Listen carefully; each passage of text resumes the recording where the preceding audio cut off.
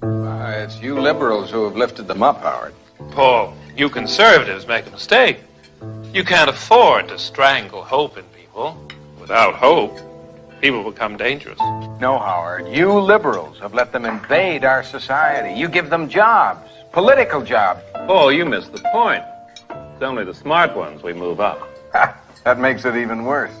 No, we have to move them up. If we leave a smart one in the ghetto, he might develop into a leader against us. But if we raise him up into white society, we neutralize him. He feels compelled to try to act like us. He loses his identity and his racial anger, if he has any. He becomes alien to his brothers. They realize he sold them out and they grow to hate him. He becomes worthless to them and safe for us. No, thank you. In fact, in his love for the creature comforts, except for his color, he's become one of us. Portions of the following program may be unsuitable for younger or more sensitive viewers. Viewer discretion is advised. Disclaimer!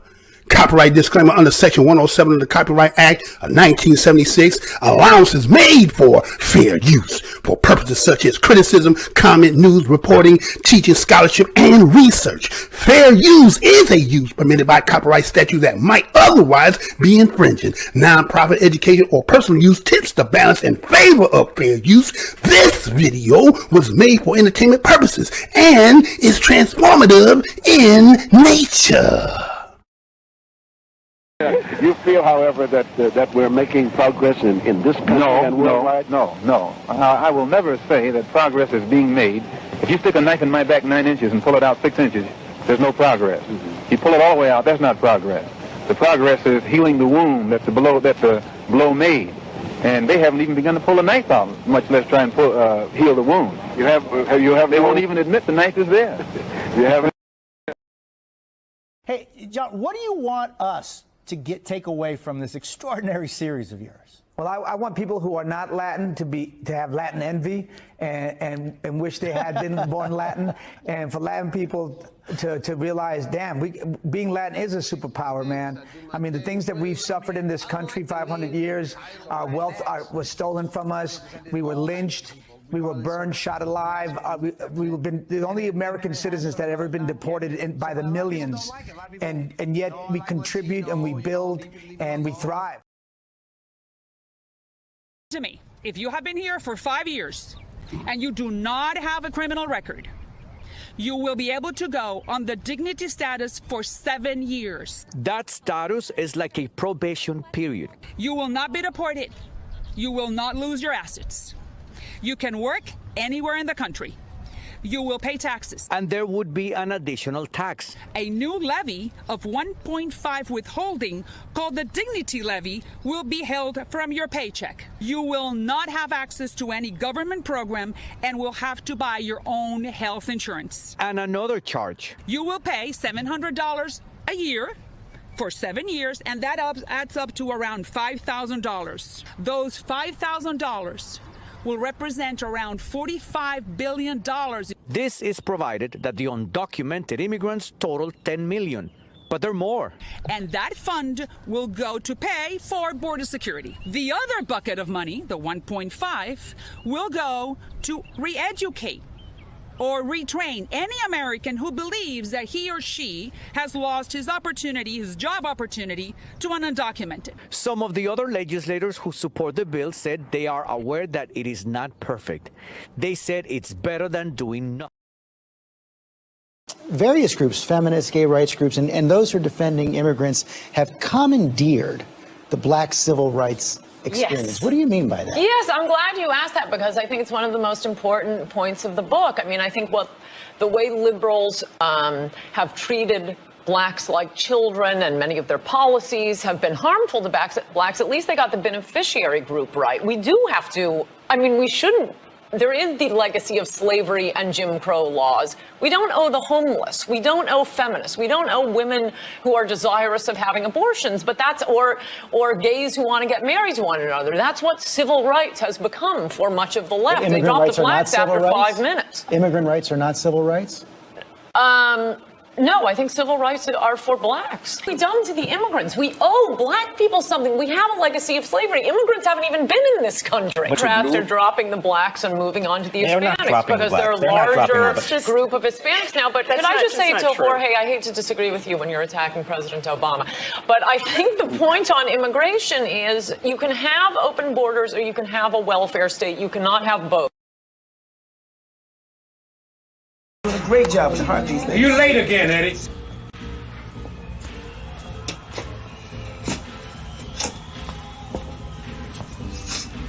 I know what you've been trying to do. You ain't gonna do it. See, Big Red done pulled my coattail to you a long, long time ago. That's bullshit, Eddie. You're talking crazy. Crazy like a mother fox.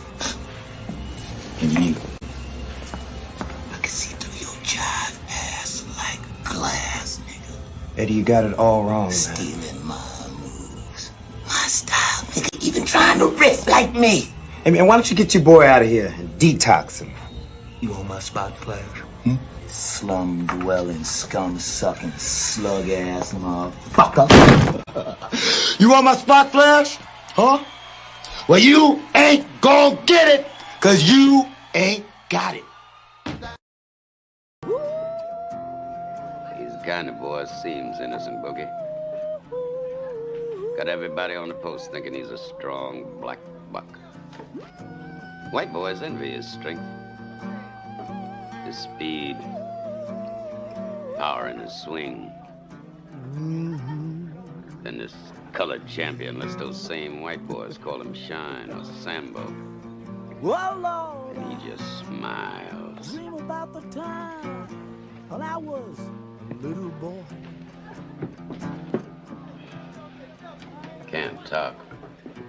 The night would get Can barely read or write his own name. And don't care. He'd tell you they like him. Or that colored folks ain't supposed to have but so much sense.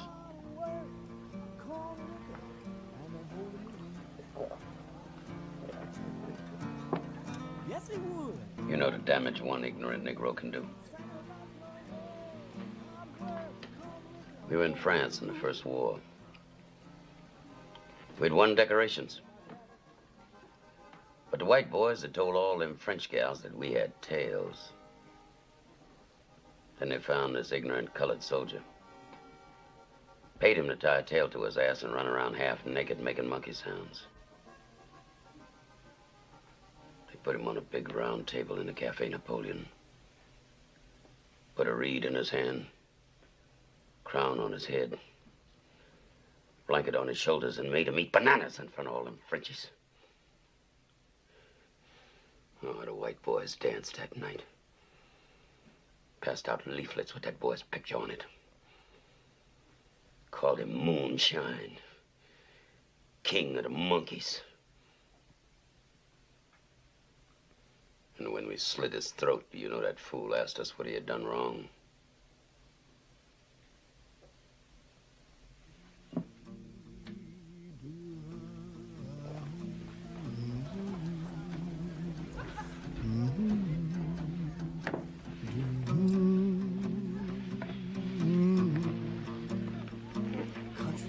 My daddy told me we got to turn our backs on his kind, Wilkie.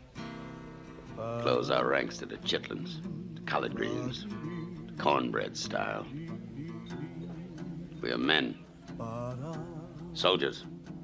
And I don't intend for our race to be cheated out of its place of honor and respect in this war because of fools like CJ. You watch everything he does. Everything.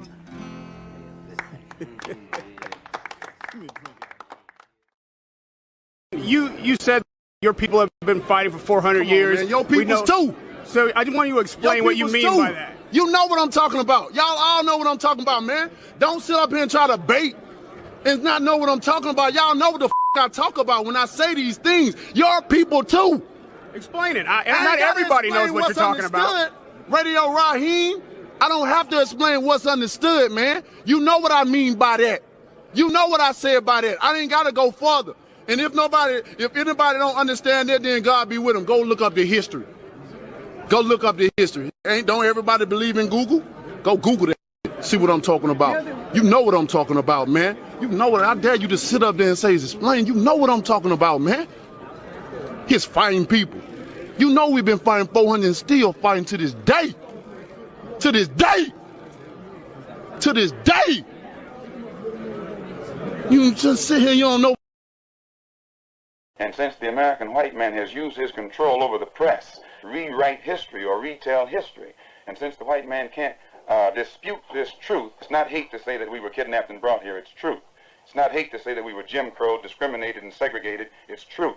It's not hate to say that the Supreme Court, which is the highest court in this country, came up with a hypocritical desegregation decision 9 years ago, which they haven't enforced yet. That's not hate, that's truth. Remember, the enemy has only images and illusions, behind which he hides his true motives. Destroy the image, and you will break the enemy.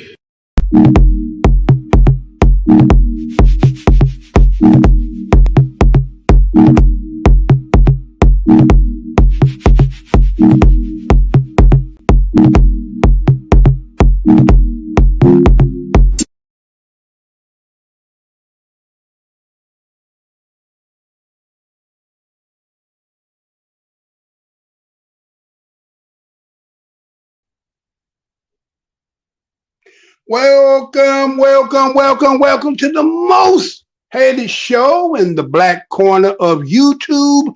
I am your host, the whiteologist, MrBlowsurmind, and welcome to WeUpReport.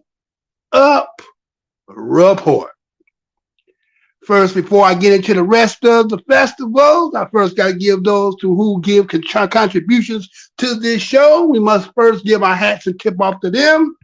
So let's go ahead and take care of it before I get into something else. We've got a couple cash apps who will give it to the show. And the first one here is from an individual here. Goes back a little bit. I know this young man. This young man is a good young man. He goes by the name of Joe Air G. We'd like to thank you from the bottom of my heart for us and my family and I. We thank you so much for your contribution, Joe Air G. Once again, thanks for your cash app. Hope to see from you and hear from you again, as well. We thank you here as WeUpReport. And then we also have tried and true blue, like the old trusty. When you need it, he be there for you. We'll give our hats off to Mr. Spence 0620 for his cash app. Family I, always in gratitude to thank for what you kindly do and continue to do. We thank you so much at WeUpReport for your contributions. Now, again, you can go down the aisle, happen to see something that make you feel some kind of way. Remember, the motto of my show is, the truth don't need no partner. So some of you might have clicked on due to the thumbnail. Some of you might have clicked on to the title. Well, what are you going to talk about today, Mr. Blowsurmind? Well, we're going to talk about migration out the joint. Let me say that one more again. Migration out the joint. Well, what do you mean migration out the joint? Well, there was an old term they used to say case out the joint or case the joint, right? Those you, again, you got some of that street in you, or you done watch some movies. They used to talk about that, but case the joint. So I don't put case. We talking about migration out the joint. Well, in the sense, what they talked about in the old days, they talk about how to look at a place with the intentions of stealing from it later. Casing the joint is kind of like, you're peeping the smitties. You're seeing where the weak spot is. You're trying to see where the camera don't catch it, right? So you look around shiftly, casing the joint. Casing the joint to find whether the property is secure or not. Eyeing it suspiciously as though if to case the joint out.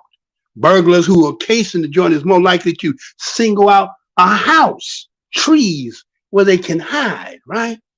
Okay, so in this case, migration is kind of like, again, who's the one casing out the joint? And if somebody casing out, are they using migration as part of that scheme, right?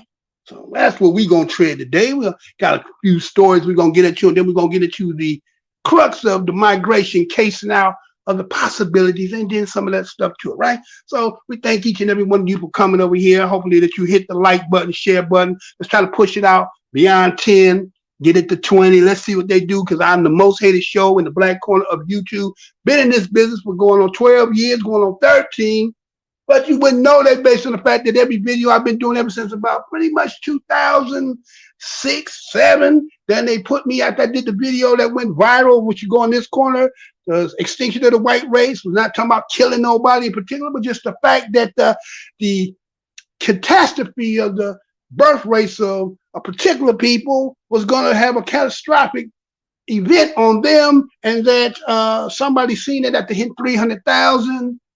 And I've been, as you can see, if we go through the little history, you see that you can only get about 120, 100. Some people say it's a struggle stream. I take that. Struggle streaming don't necessarily mean you're bad. Sometimes struggling means you're doing something that some people just don't like. And so sometimes they snuff that voice out. Sometimes people are in cahoots against you. But you know, I don't take that as I take that as a badge when you say that. Especially when you throw a bounty on, say, well, anyway, we don't talk about that.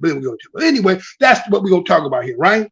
So let's look at this, right? Let's look at this. Okay, now, so with that being said, so we will ask everybody, if you can do that, push that like button, and then we want to say what's up to Aboriginal Knowledge. No, that's it.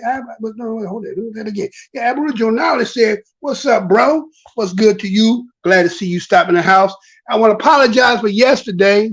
Came on late and pretty much didn't do too much better today, but an hour, right? But yesterday, by the time I was getting it going, 8:30, I was like, man, I started up. I said, you know, all they're going to do is kill me in the analytics, right? It's bad enough I can barely get 100, but if I was going any further after that, it was going to be like, it's going to be the all-time lowest video. They were going to really snuff it out. But so we decided to do it tonight.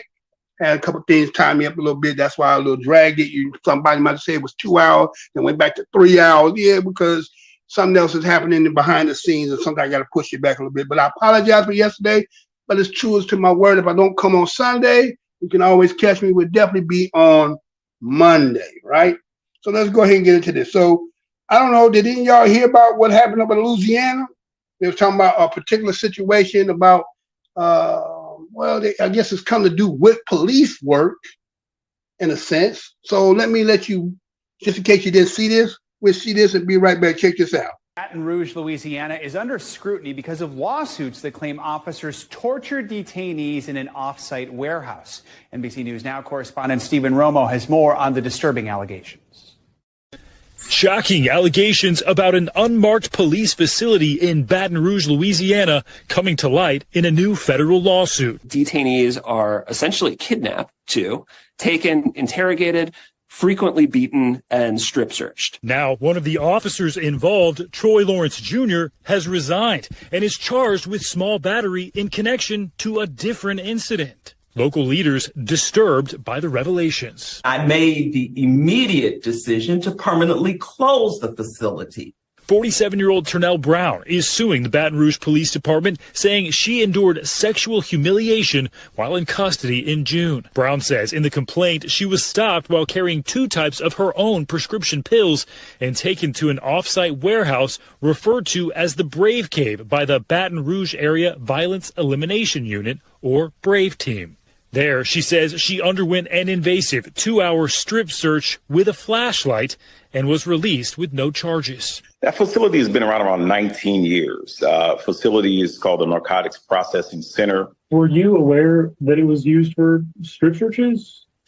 No, the strip search, I was not aware of that. It's not just the existence of this facility that's under scrutiny. The department's broad stop and strip policy is also being questioned. It allows officers to strip search civilians without arresting them. Do you think that might need to change the strip search policy? Absolutely. The chief says the department policy is reviewed yearly, but the strip search policy hasn't been revised since 2016, and that's despite a complaint 3 years ago. What I'm getting arrested for? You being detained. How? For what? Because I said so. But you ain't tell me I ain't gotta tell you why. I don't have. Last month, BRPD hit with yet another lawsuit. This time, 22-year-old Jeremy Lee says he was beaten at the off-site facility and left with a fractured rib, among other injuries. According to the Baton Rouge police chief, it was Lee's complaint to the department in July that led him to disband the Brave unit. Lawrence Jr., a member of the unit and an officer named in both lawsuits, was involved in at least 4 other lawsuits alleging assault that have either been dismissed or settled. The police department is conducting its own internal affairs and criminal investigations, as well as asking the FBI to get involved. Do you know of any other cases that could be in the works regarding the Brave Cave? We do. There will be more. Stephen Romo, NBC News.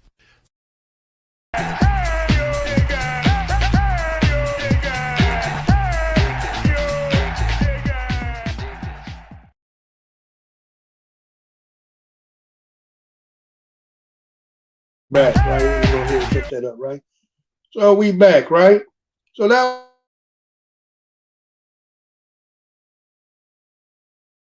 coaching going on here, right? So let me go ahead and put that up on the screen for you, right? So you've seen, as we just saw that, it showed you the news, right, about the Brave Cave fallout, right? Brave Cave. Think about that, Brave Cave, right? When you're talking about brave, right? That should be commendable, right? When you're talking about being brave, you're talking about that possessing or displaying courage, making a fine display impressive or showy, excellent, great. Some say even a native, they said Native American warrior. I'm going to say indigenous American warrior, right? They might say something like that, right? To endure or face courageously. Right? So that term brave has a good connotative understanding to it. But what we see here, that this Brave Cave that they're talking about seem to be having some flaws and could be used for some nefarious dealings administratively for those who can use it to, let's say, tickle their own fancy. Right? So let's look at this a little bit, right? Let me tell you a little backdrop on this before we get into all the big crux. But there were 4 Louisiana officers charged in this Brave Cave case, and the authorities from Louisiana's capital have charged 4 of the city's police officers. The investigation triggered by the lawsuit alleging that the abuse of sexual humiliation of people detained and taken to an unmarked torture warehouse called the Brave Cave. You kind of heard that somewhat in that news break there, right? So let's say that now. Let's look at this acronym that they use, right? Look at the acronym: BRAVE, Baton Rouge Area Violence Elimination. That sounds like, yeah, give me a plate of that, right? Sound like, hey, put some of that in my plate, right? Again, sometimes people have the notion that endogenous digits, Nijis, more. I heard some people say they kind of have a problem with that Niji, but that's not me saying that. That's people out here, which I mean, I'm just encompassing everybody who under the umbrella term that would be considered Black Americans. And I know politically correct, legally, that's not the term, but we all know who we're talking about, right? But when it comes to us and our people and dealing with, again, historically, what they tell us what Patty rolled and the origins of establishing police, there has always been a rocky road when it comes to the dealings with us. And now, again, I'll tell you that, again, Black, indigenous, indigenous, Moors, Nijis, all the above and brother term, we're not anti-police. We're just anti-people using, sometimes people abuse their powers and have their own agendas and be able to hide behind it. That's the issue that a lot of us, and I guess that's on all walks, have problems with. But when you're able to use it to get away as part of your job duty and getting paid for it and getting your rocks off, well, this might be some of the kind of case, because what we're seeing is a situation is part of the administration, police administration, they have a little carve out area where they take people under these situations, and supposedly this is supposed to be within the confines of the game. But let's get some of what they said in that story there, right? Let me show you something, right? They said that, as you see on your screen, they're strip searched, right? You heard when somebody got strip searched. So I want you to see that on your screen. And some of the second command of the Baton Rouge Police Department, the chief deputy, his name is Troy Lawrence Sr., he was also charged. And the center of the case has been about a recent story that had came forward, and it was reporting about officers who had beat him at a local precinct, and to which he said the barricade was attached to it. Okay, so let me kind of give you a look with that barricade, because you might not have seen what the barricade looked like. So let me give you a little. Just imagine you're in a police car after being pulled over, and they're going down some dark back alley road, and you're pulling up to some place like this. And then you got to kind of go through this gate here, right? So, right, you got to go in there, which somebody got to roll the gate out, and you going into there. And I think nobody in their right mind would kind of feel comfortable. Now, I don't know if this is police duties or this is just two rogues who, finna, get one off on me, and ain't nobody seeing me. Nobody won't hear me. So, people will be fearful. And under certain circumstances, we can understand terrorists and shit like that. You might have what they call black ops, right? They have places called black ops. And you might take them up and get there, waterboard and all that, which they said is illegal, right? But what you say, waterboard, all that shit they talk about, yeah, you might pull that off back there. But when you just, a civilian, and they pull you over and take you in a place like that, and then saying, well, this is just part of what we're going to do. We're just trying to interrogate to see what it is. And so like you've seen on your screen, you're talking about strip searching you. Right? Wait a minute. What? Strip search may be conducted on non-arrestees based on individualized, articulable, reasonable suspicion to frisk, probable cause to search, consent, or a court order. Let me say that one more again. According to them in Louisiana, because a lot of people don't realize that Louisiana, I don't know, and maybe it's either New Orleans or Louisiana. They're different laws than here in in the regular parts of the United States. Right? They got a different law system, right? Remember about the black code laws, right? North Dakota, right? Right? With the flower de luce, a lot of y'all like the New Orleans Saints, and that helmet and that logo was a brand on slaves, right? But that flower de luce. But the point I'm saying here is, according to them over there, they say that strip search may be conducted on non-arrestees based on individualized, articulable, reasonable suspicion to frisk, probable cause to search, consent, or a court order. Okay, so what do they mean? Did you see that word there? What is it? Articulable what? Articulable, wait a minute. Reasonable suspicion. What's reasonable suspicious to you may not be reasonable suspicion, to me, to you, right? So that's under the discretion of the individual, right? Think about that. Under discretion. So again, let's say, for instance, somebody who harbors certain type of ill will feelings. Let's say, for instance, hypothetically speaking, I'm a racist, and I'm in a neighborhood where the people who I don't like. Now, this has nothing to do with my job. This is my personal feeling. And I'm in those communities. And it's kind of like, you got an itch for a scratch. Everybody you're looking at, so they give you the discretion to say reasonable. Okay, well, reasonable suspicion. According to them, now listen what they say. Reasonable suspicion is a legal standard of proof in the United States law. They say that it is less than probable cause. Wait. Probable cause. You don't say probable cause to search, but they said this is even lesser than that. Wait a minute. It's even less than probable cause. Less than probable cause. The legal standard for arrest and warrants, but more than and inchoate an unparticularized suspicion or hunch. It must be based on specific, and then say articulable facts. Articulable. I say articulate means to speak, talk in a way that is well understood. So long as you can express it, right? So long as you can express it to the fact that we understand, that's good enough, right? Think about that. That is a real low bar.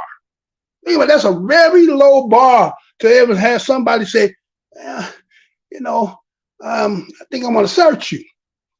Before, you heard he said, would you arrest me? He said, because I can. Right? A lot of us been in them situations. We know how they go, right? So you just kind of you comply. You say, "We're gonna do what you gotta do. Let you get up out of here." But again, rescue put you in there. You don't have to tell you nothing doing it, and then take you some dark web place and go in the back. I mean, yeah, who wouldn't be out their damn mind? Be like, what the hell is this? So, as they said here, now check this out. Listen how they said some more of this, right? We're gonna get to the crux of the stuff, y'all. We got to crawl before we walk, right? So some of the officers they talking about, you got a sergeant. His name is Chus. You got Jesse Barcelona, Thomas Todd. They were all charged. Now, the police chief that you seen that brother in that clip, his name was Murphy Paul. And so say these cases date back to 2020. And when these officers, what they call the Anti-Street Crime Baton Rouge Area Violence Elimination, again, as I showed you on the screen, what they call BRAVE, right? Where they arrest men while investigating complaints, right? Now, according to one of the stories that they talk about, they said that they brought a man to a bathroom at their police precinct station, tried to make him disrobe to be searched, and then shot with a stun gun. Let me say that one more again. So one case of allegations of being put upon this brave Katie is the fact that there was a man that was arrested and was probably arrested while investigating a complaint. Now, wait a minute. If you're investigating a complaint, how do you get to arrest me?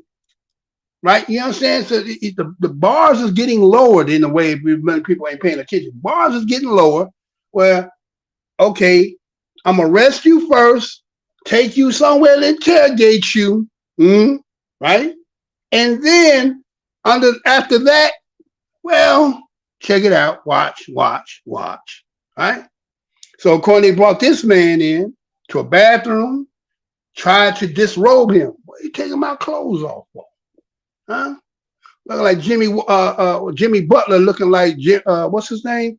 What was that singer name? Oh man, Jermaine Stewart. I don't know. He's looking. We don't have to take our clothes off.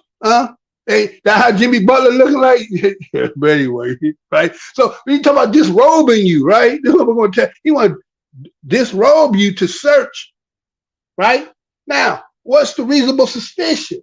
You don't have to disclose that to me. You get to take my clothes off, and again, people can be closet about a whole lot of stuff that gets people off. So what part of the game is this? Don't you need to have some facts? You don't get to disrobe me, probe me, shock me, and then, oh, look what we found. Okay, but that's what they're having in this situation, right? That's what happened here. And so they said the package, which the officers suspected contained synthetic marijuana, and they're falling out his anal, they said, right? They said it fell out his anal. After the fact that he was shocked. They didn't find it directly, but shocking him with him being disrobed, then it seemed to have had lodged and fell out his anal. Okay, we can all say it could have and it could have not.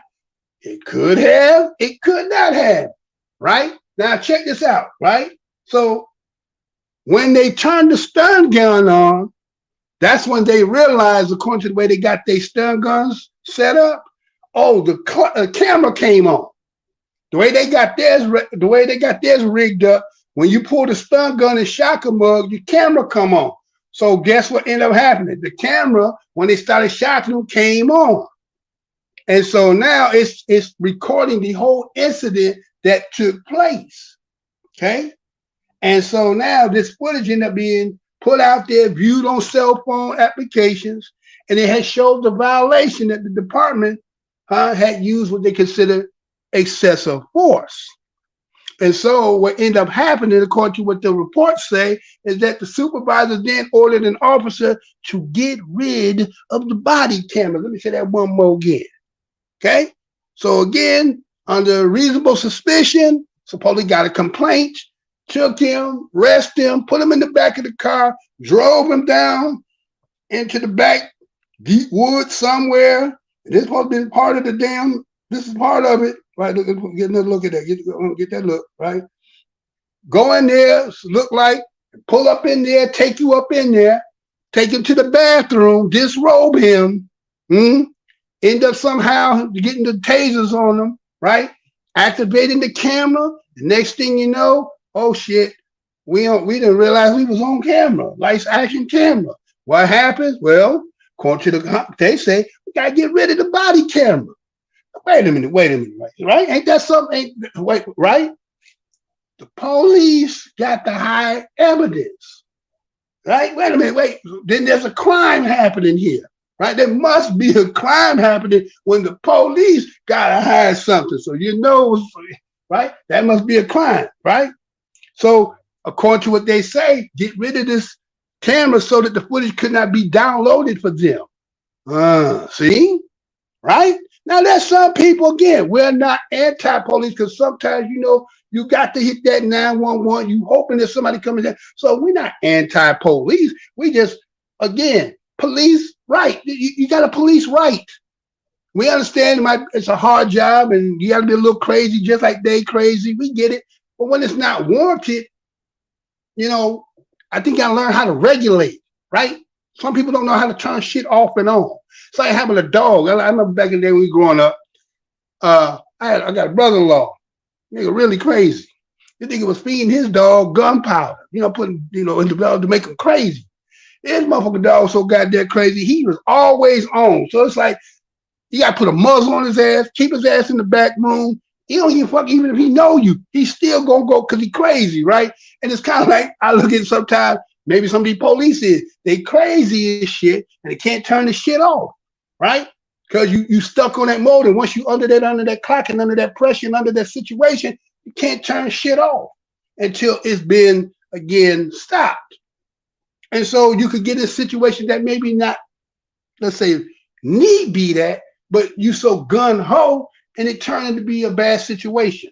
And so based on this uncovering these events, what ended up happening was a lawsuit ended up coming out in late August by another man who described how he was arrested in these Brave unit offers, by these Brave unit officers, they say, the Brave Cave, right? The warehouse. Matter of fact, according to what he said he had got beaten so bad that broke his ribs, right? I think one of the individuals here, right? It's one of the brothers right there. You'll see him, right? He went in the test, right? Right? And then here's another brother that said him too, right?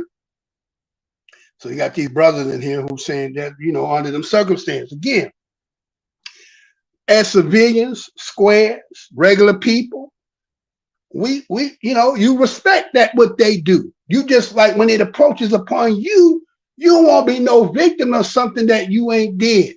And we would think that under those circumstances that, you know, I ain't do the crime, so I shouldn't be doing no time. But if, you know, again, if you have a job that's based on the merits, right? Think about that. Police jobs is based on merit. So they have to get so many of their quotas to move up from, let's say, a foot patrol, right, flat foot, to just being one of the patrols that moves up to detectives and gang crime units and shit like this, Brave unit, right? So in order to move up, you're gonna have to get some arrests. So when it's slow, when business slow, but you know, you got wife need clothes, my baby needs shoes, mortgages due, car note due, but this pay that I'm doing is not sufficient enough, so I need to move up. So sometimes these things, these initiatives make people do things they probably normally wouldn't do, but because of their economical situation, they may do some things that may not be copacetic, as they might say, right? They might be copacetic. So you know, so here was another situation where they talk about here, where they said in that story, they talked about how that when they sexually humiliated Miss Brown. Wait a minute. They sexually humiliated Miss Brown. Then a lady who they taken, supposedly pulled her over for a traffic stop, end up seeing that she had some prescription pills. Based on the prescription pills, they arrested her, took her in, even though these was pills that she was prescribed for and so forth. She said they, you know, again, as I told you, they did one individual, took her to the bathroom, put the flashlight on her, probed her, all that other stuff, where she say sexually humiliated her. Right? Think about that. Right? And this was a grandmother. So this lady was a little older, meaning that she at least had a child that had children, right? Not necessarily had to be old, but was old enough to be a grandmother.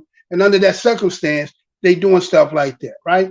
So it's like, shouldn't there be some kind of way that you know how to regulate? But again, I understand it's a dangerous job.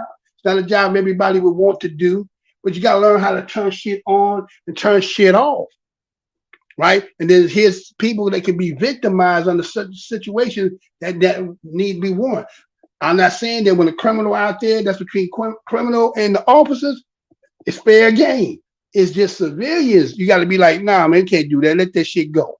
But again, I believe because of the meritocracy that is part of moving up, you create some of these situations, right? And so they said they disbanded this anti-crime unit, permanently closed the Brave Cave, and you know, this is what they're saying they're doing. Again, I'm pretty sure all around this country, because even if you go back to Rodney King, them that went out there that night, they was a part of a kind of a unit as well. And you see what ended up happening with Rodney King, right? And they became notorious. As a matter of fact, it's really the beginning, really, when you talk about how YouTube and videos and people capturing stuff, that was really like that first one, right? But that was a kind of a unit back then when they did what they did with him. And that's what I say, just like the young brother, were they trying them right now, right? I forgot what that young brother name, who they kind of beat him to death, right? And that's what happens. You know, y'all get to be your dogs, your boys, or something. Y'all get in there and y'all get that call. You ready to put that work in. And so under this discretion, under this situation, so I'm like, okay, man, we can't do stuff like that. But anyway, so we see that the arrest came. The sergeant, well, his name was Lawrence Sr., his son, the one you seen in there, he resigned. Okay. And so he had kept receiving on-duty complaints throughout the year. He had a battery charge and stuff like that. So here it was, Brave Cave. Now, I'm pretty sure every city pretty much got something like this. You don't really find out unless you get under the jurisdiction to find out. But that would be a scary-ass experience for anybody to be put in the back of a damn car, drove somewhere on some off-site place that they got that's supposed to be, well, within the books, but I guess for people who don't fall under it, you don't know that exists. You be out your damn mind. You don't know what the hell going on. So they said they go ahead and disband it. And so let me show you something that took place. Matter of fact, look at some of this stuff, right? So this is what they were showing about the prescription pills with her, right? While carrying the different types of prescription pills, right? That was she had lawfully prescription pills, and yet they still took her, strip searched her, probed her with the light, right? And then they said, according to this report, as we heard, they said that they went and found that here is the I guess this is the document that shows whether this is still supposed to be implemented. As you see on your screen there, it says that it was effective as of 11/1/1994 and had not been updated in this 2016. So was it a practice that was no longer supposed to be implemented, which again, the strip searching and stuff like that.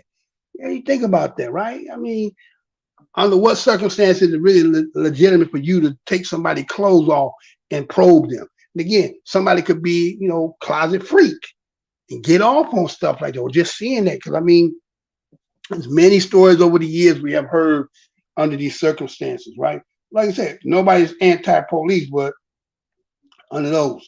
Now, let me show you the chief of the police who was calling itself trying to clean it up.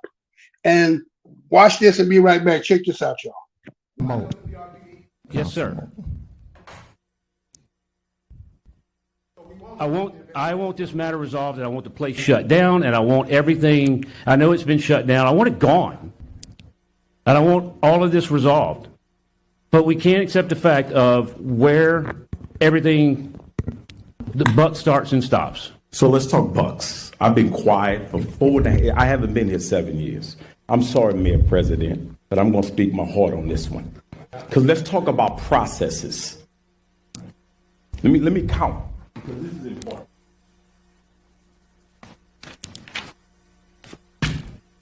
14 police officers were terminated. 1, 2, 3, 4, 5, 6, 7, 8 resigned under investigation.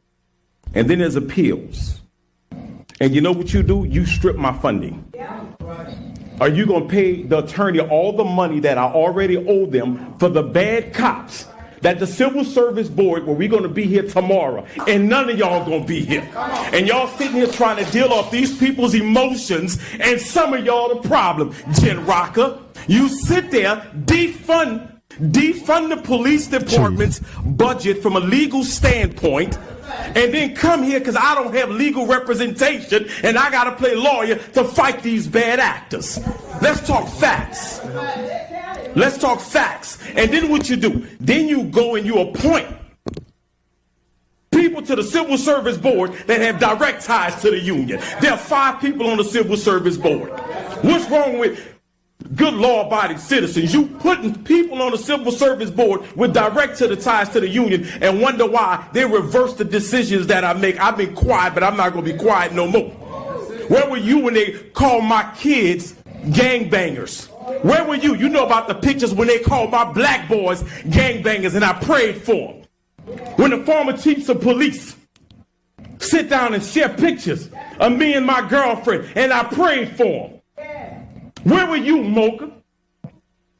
When they went to Texas, to the camp, and called me a nigger because I was trying to bring reform in this police department. Where were you then, speaking up for them?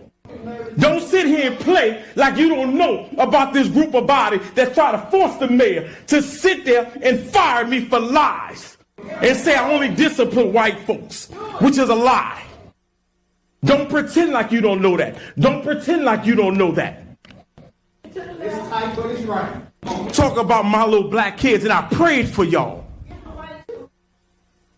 I prayed for them.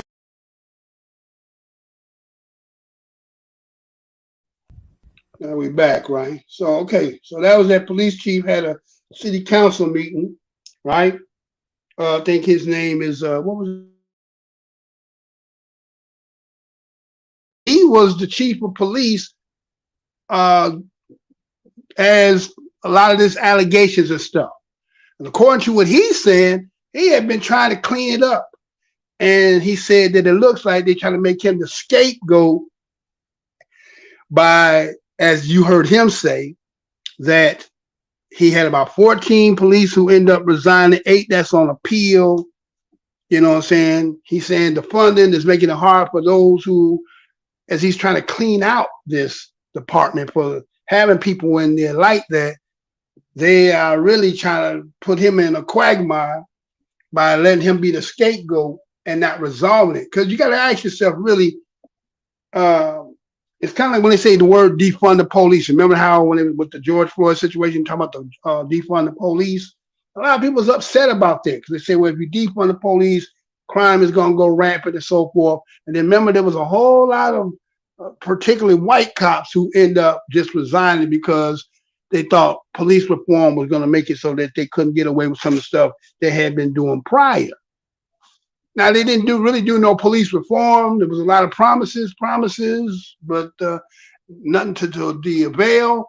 And the fact that, you know, a brother in those situations, because a lot of times when they see our people in those positions, they think that we have the full totality to be able to do and under the appearance of look like power, right? But they got a boss too.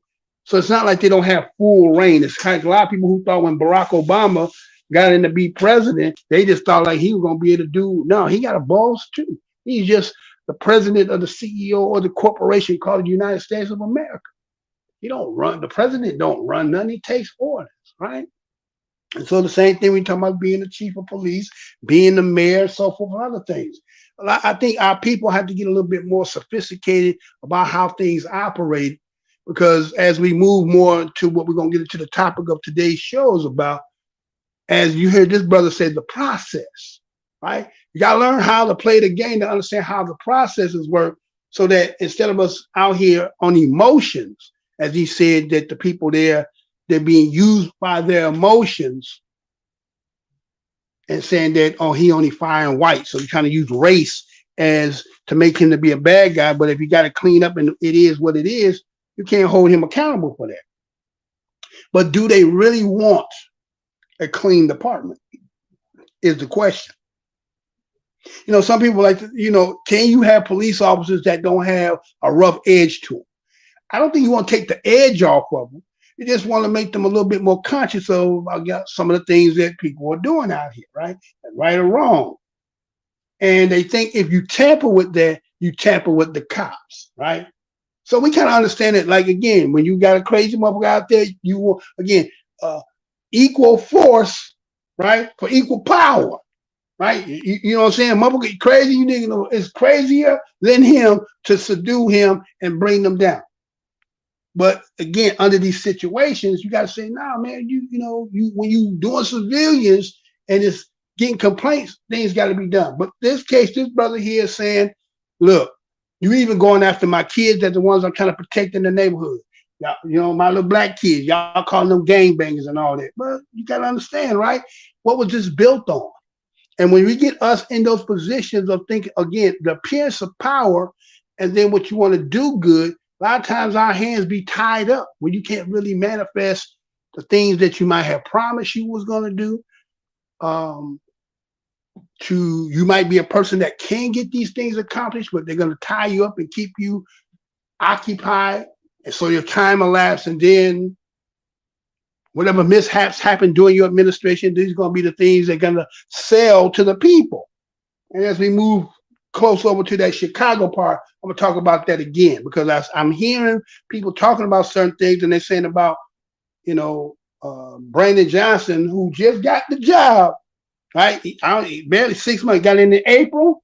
Shit is just October, and they already talking about, you know, so we're gonna get over there, right?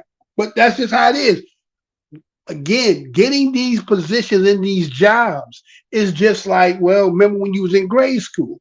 Teacher had to go to the washroom. Teacher got to go to the office. Had somebody come in and stand in and watch till I get back. That's all really these jobs is. You know what I'm saying?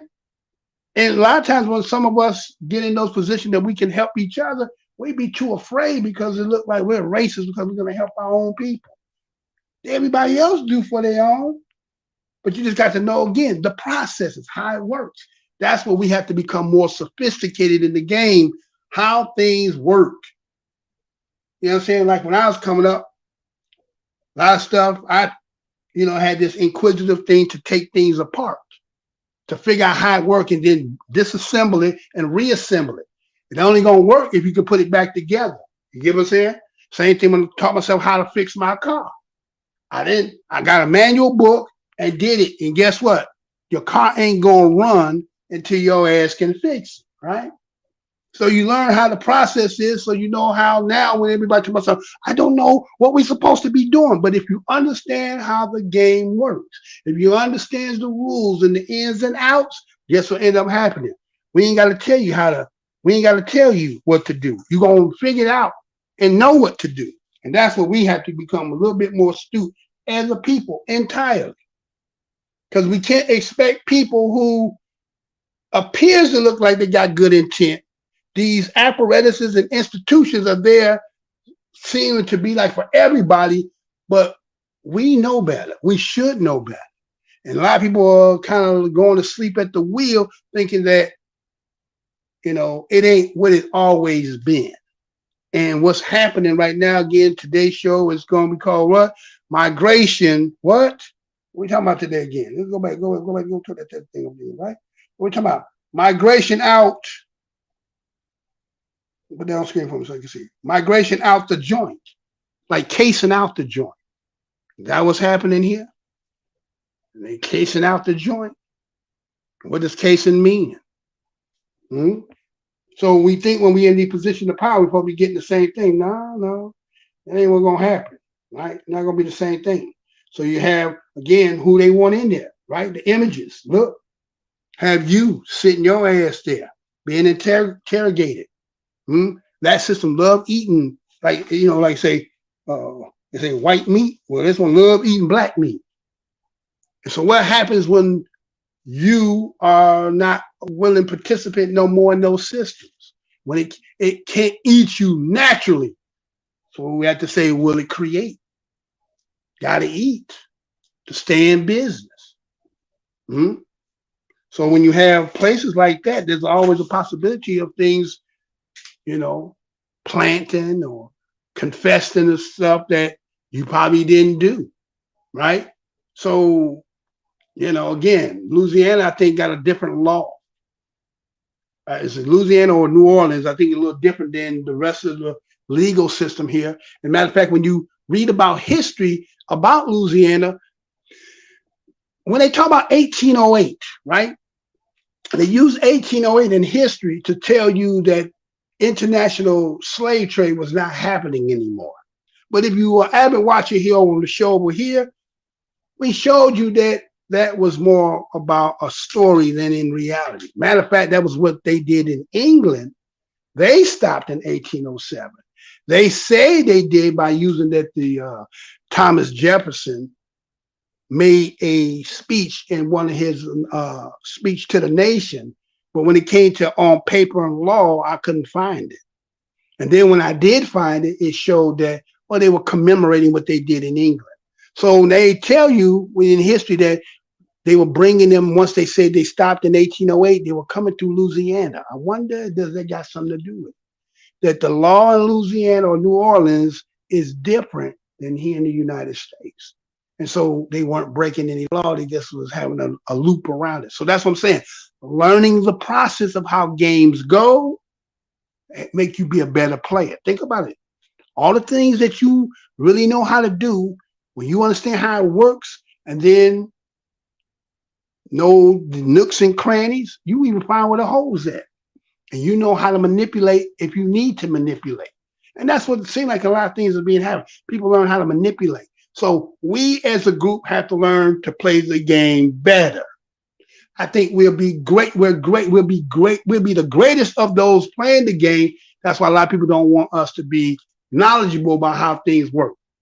When you go back in history and you look at how, let's say, the things that they afforded other people that they had allowed us not to be in. So let's say there was a time when credit cards was not given to the average black person, right? And I remember first seeing it, they used to just go in there. Some of you might know what I'm talking about. They used to go in there with the credit card. They had a machine. They had carbon paper, put it on there. Whatever they purchased, they rolled it on the paper and they just swiped the card and had the imprint on there and they walked out of there. There was no AP or AR, whatever it is, approval they get in that number they put on there. Those who ever worked as a cashier stuff, you know what I'm talking about, right?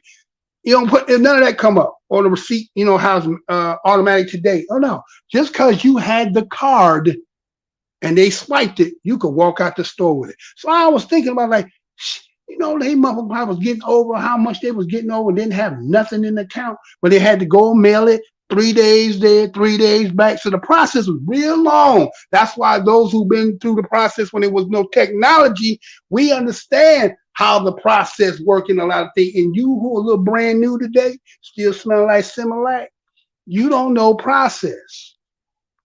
And so when you learn how the process go, then that's where people use their ingenuities of minds of how to come up and create things. Understand what I'm trying to say here, y'all? Pay attention to what I'm trying to tell you, right? So anyway, with that being said, so in that case, brother being hung out to dry, trying to make some changes in there for the better, but it's kind of like saying, well, if you close down the business and make it where we can't do this, you put us all out of business. So even though he might be doing what's right, but not for what they needed for, and all the people who invest in that business. So that's it. That cave, just in case y'all didn't hear anything about the Brave Cave, that's kind of that story there. Now, we're going to go over here to New Mexico. I seen this story here, right? Let me throw this up here so y'all might hit it, subscribe, share, like. You know, we always looking for contributions over here. You know, most hated show, struggle, do what I do. Helps me to do some things in a little bit here and there. If you like to contribute to the show, there's that for that. If you would like to do that or not. Now, let's go here. I sent this one is in New Mexico. A lot of times people like to portray the fact that we the only ones that go back and forth with each other, right? That black folks only be buying black folks, and then some people have this rhetoric that say, you don't never see other people, they do this, they don't. Okay, all right, well, just, okay, so you say they don't do this. Okay, well, let me show you this then. We're going to go to New Mexico. And this story here, what's unique about it is, well, one is supposed, okay, let me let you see it and then come right back. Check this out, I'll be right back. Conquistador statue in New Mexico led to a shooting and an arrest yesterday. The suspect is holding a gun in this newspaper photo. You see it here. That's taken at the scene. And state police say that Ryan Martinez shot a man while responding to a protest over the statue of a historical figure revered by many Spanish-speaking New Mexicans and loathed by many Native Americans. Omar Villafranca has the story. Police identified 23-year-old Ryan Martinez, seen wearing a teal jacket and a red Make America Great Again hat, as the man who clashed with demonstrators at a rally in New Mexico, celebrating a decision by authorities to postpone the installation of a statue commemorating Juan de Oñate, a Spanish conquistador with a brutal history. The scuffle, captured on cell phone video, takes place seconds before the suspect draws a handgun and pulls the trigger, hitting a Native American man from Washington in the torso. I heard a lot of women screaming, "Where are the children? Is my child okay?" R.L. Miller attended the rally. There were people running after a car, and I think that the shooter was getting away. State police later arrested Martinez, and the victim was airlifted to an area hospital. And the saddest part about this is we have another incident with gun violence. Rio Arriba County officials decided against installing the statue of Oñate over safety concerns. We were there on prayer, and the prayer was interrupted with an attempt on someone's life. New Mexico State Police say an investigation into the shooting is ongoing. For CBS Mornings, I'm Omar Villafranca. Wow. Yeah, I mean, that video was tough to watch. You can clearly see him pulling it out. Yeah. Okay. Oh, hit that. Hold on.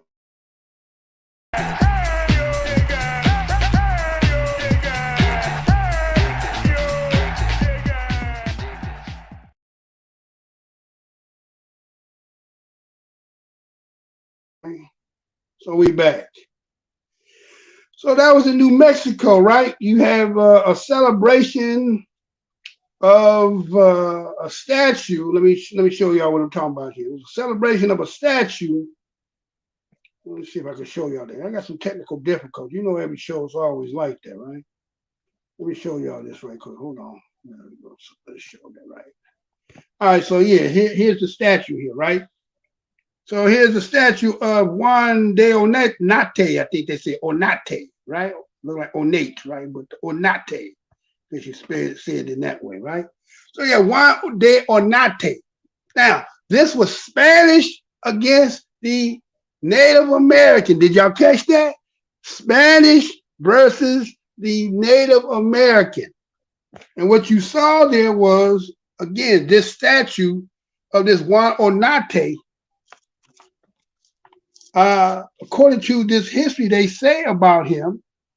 But before I get into it, go ahead.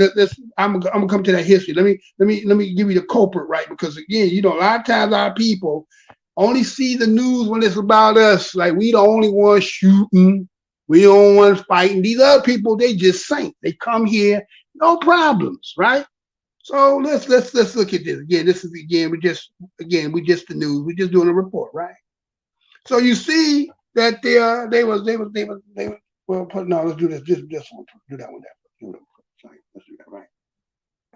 All right. So you see my man there. My man, his name is Ryan Martinez. He's 23 years old. See him pull the gat out, right? He pulled the gat out because, you know, remember they was bum rushing him for a second, right? They all ran up on him, right?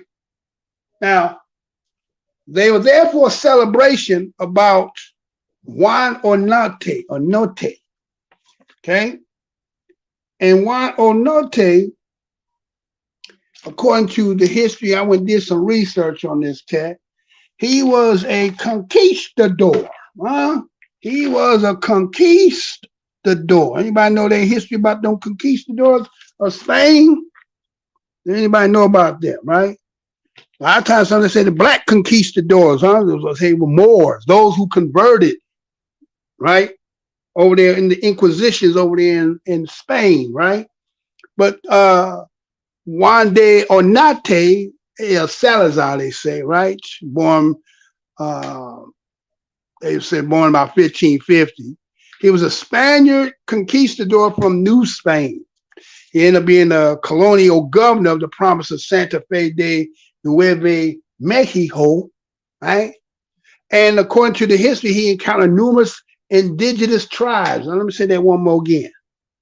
This Juan de Onote was a Spanish conquistador from New Spain, ended up being a colonial governor, and his history is one that is of ill repute, bloodthirst, and according to what they say in that history, say he encountered numerous indigenous tribes. Now, wait again. Now, those of you who are avid watchers over here, you know the difference between indigenous and Native American, do you not? I told you, you have to always watch that when they're saying it because they're going to try to intertwine, because somebody's the indigenous, somebody is considered to be Native American, right? And the Native American, we done already showed and show how he traversed and came over here. Indigenous is somebody who's always been here, right? Okay? So accordingly, this conquistador was fighting it. So again, there's some people who are picking up stories and beliefs of who they may think they are, right? So we get keep this in mind because what's today's about, right? Right? We talking about today's show is about migration out the joint. Migration out the joint. Okay? Like casing the joint. So in this case, he was notorious for the 1599 Acoma massacre, where they said he killed a lot of them, ambushed and killed about 13 Spaniards. And they destroyed, Pueblo was destroyed. It was, I guess, a city there, where it was 8 to 1,000 Acomas were killed.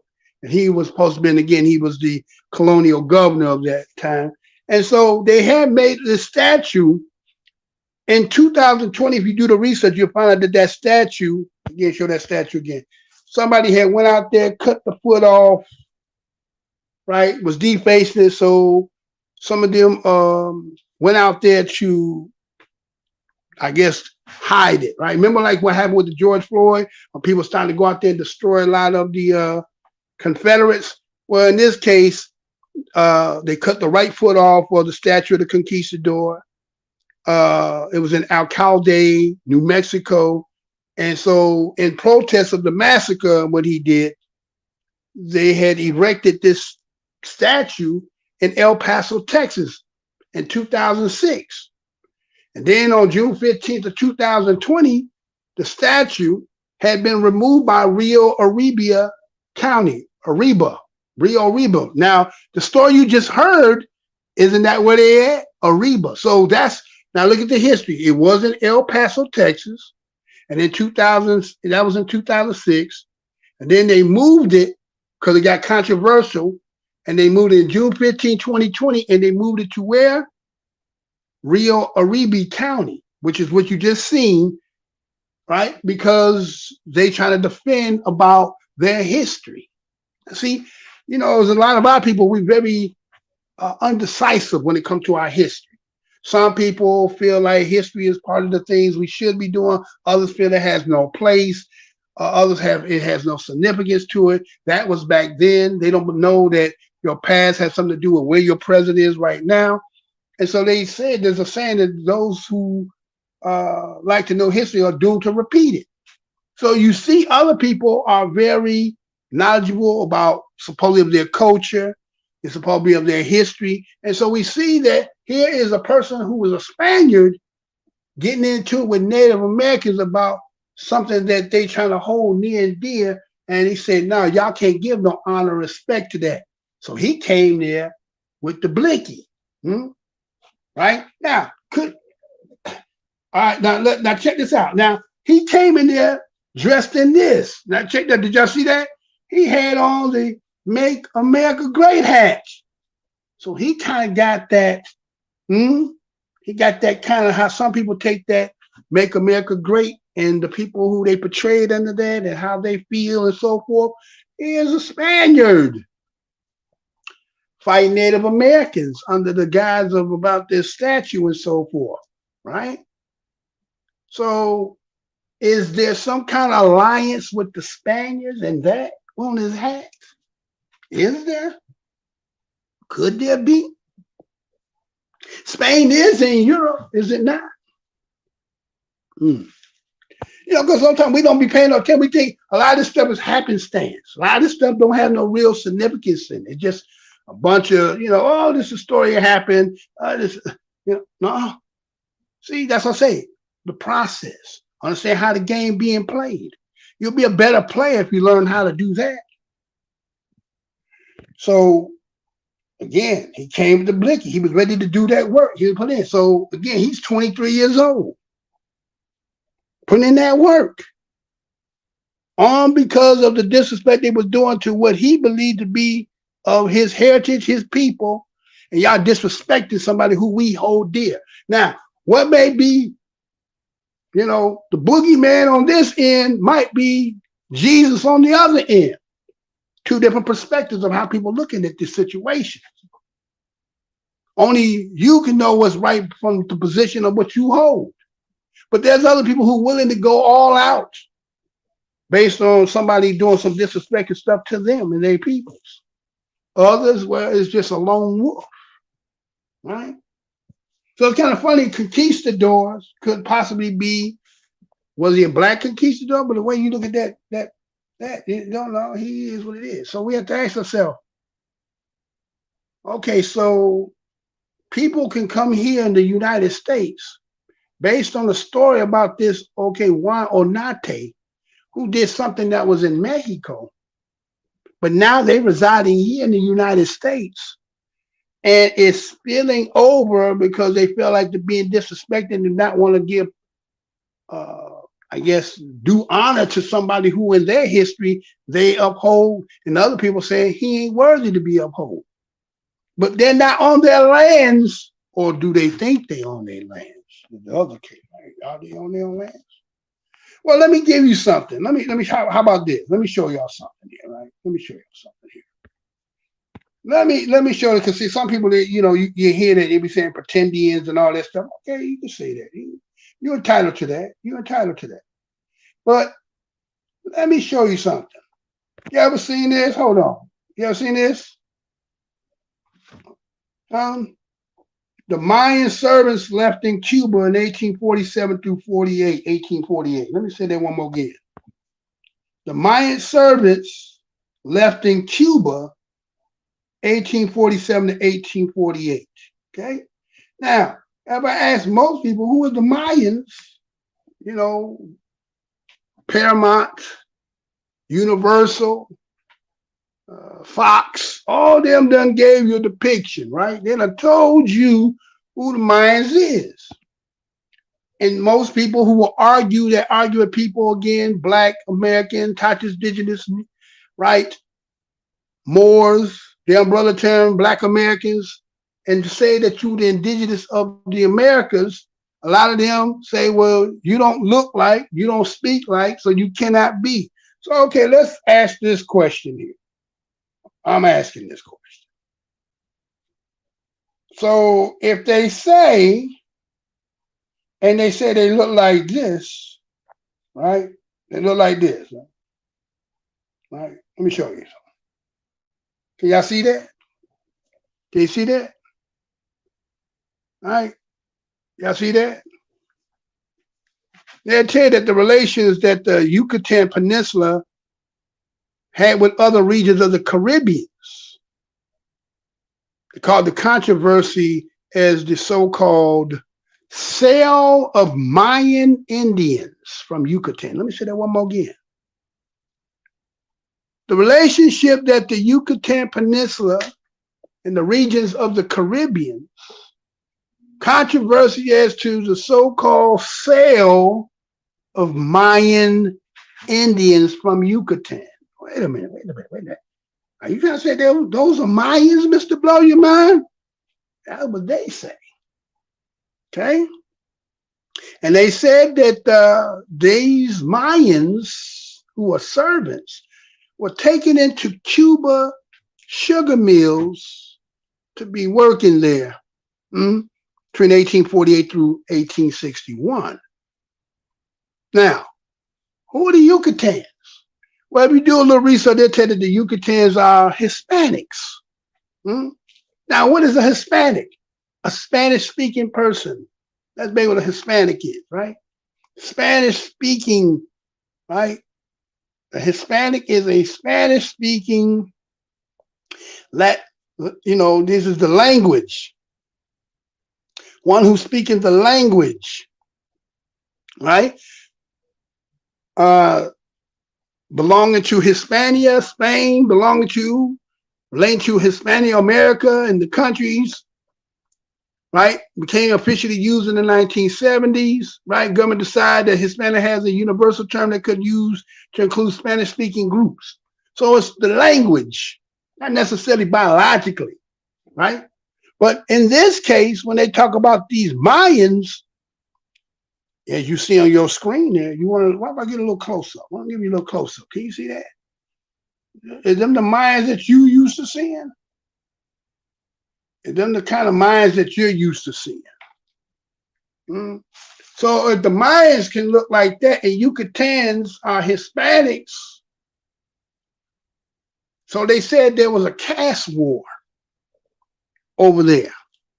And the caste war between them was the Hispanics was coming in, taking over their land. Hold on, let me tell it to you right. So there was a revolt of the native Mayan people against the Hispanic population. The Hispanics held the politics and the economics. They controlled them. The Yucatans forced Mayans to a different part of the country. The Yucatan population had expanded considerably. White and mestizos. They migrated to the towns. They demanded for what they call Henneque. Henneque, Henequen, and the sugar cane, which became highly touted and highly in demand, and a lot of people invested. Well, you would say, well, Mr. Blount, what is this Heineken? You mean like Heineken the drink? No, not Heineken the drink, Heineken, right? Heineken was a plant where they take the juice out of it. It's kind of like a liquor, what they make like tequila, right? And they also put it in pharmaceuticals, right? So here it is. You have a product that's highly in demand. People investing in it, high demands. So you got something they want. And so they started to migrate heavily into theirs, moving them out of their areas, took over the politics and the economics, encroaching on indigenous lands. what ended up precipitating after all that? War. War. So what ended up happening is the Yucatan Congress passed a series of laws by 1840. Land alienation was increased, forcing the Mayan peasantries to who? Work as indented or indebted laborers on large estates, having a dramatic effect on the Mayan, which ended up precipitating the war. Should I say that one more again? Remember I said the process, y'all. Remember I said the process. See, some people can hear me, what the hell? Man, he ain't making no sense to me. Well, hopefully one day you don't go back and say, man, you remember that brother used to be saying that, man? That nigga was telling us the truth the whole damn time. I'm the most hated show on the Black Corner of the internet. There's a reason for it. But let me say it one more again, just in case you didn't catch it. Make the analogy as we're going to go into what's happening. So they had the caste wars of the Yucatan. The revolt of the native Mayan people against the Hispanic population.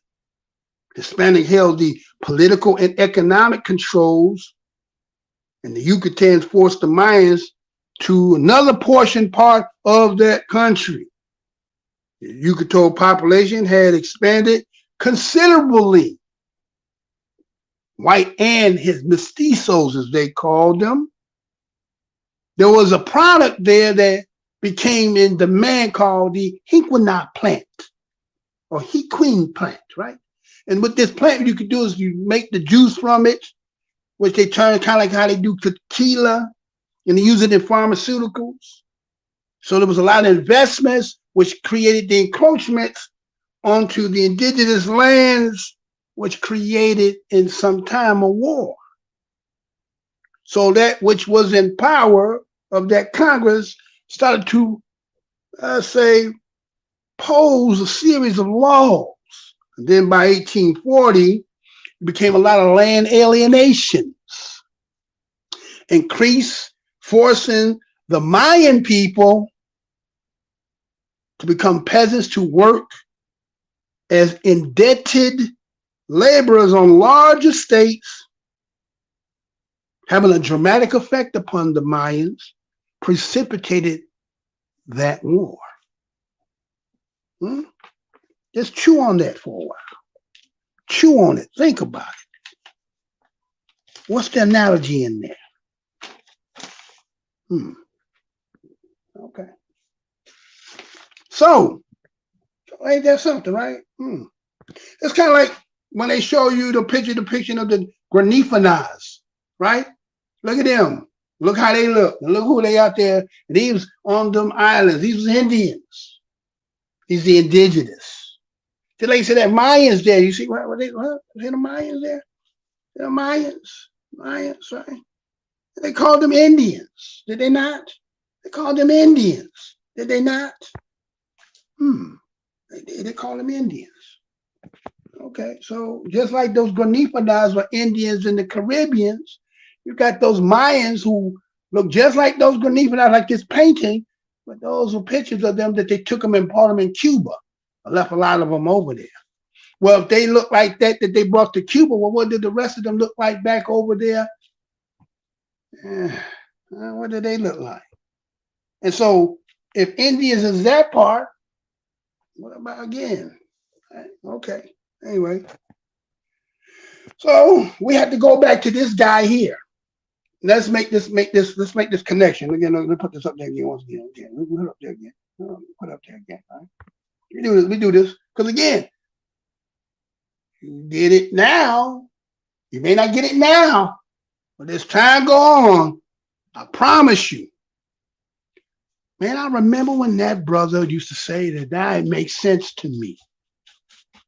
I remember when that brother said what he said, but now it makes sense. I didn't quite get it then, but I think I get it now. Okay? I say laugh now, and then you'll be like, oh, I get it now. Okay. Remember, I told you this, right? Okay.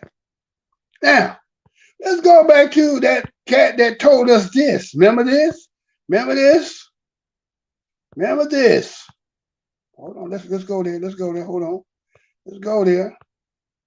All right. Let's go here. Remember this? 2040, this country is going to be minority white European.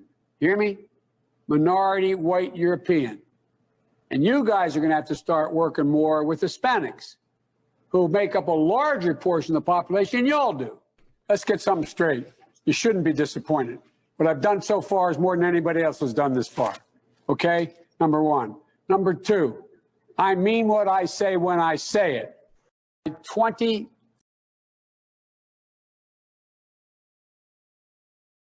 Right. Constant, unrelenting streams of immigration into the United States, right? Remember those words? Remember that? Looking at me like what's he's talking about. He said they're looking for the secret that allows America to constantly be able to remake itself, unlike any other country in the world. I said, I can presume to tell you what's in that black box, Mr. President. I'm old enough now. I said, one is that there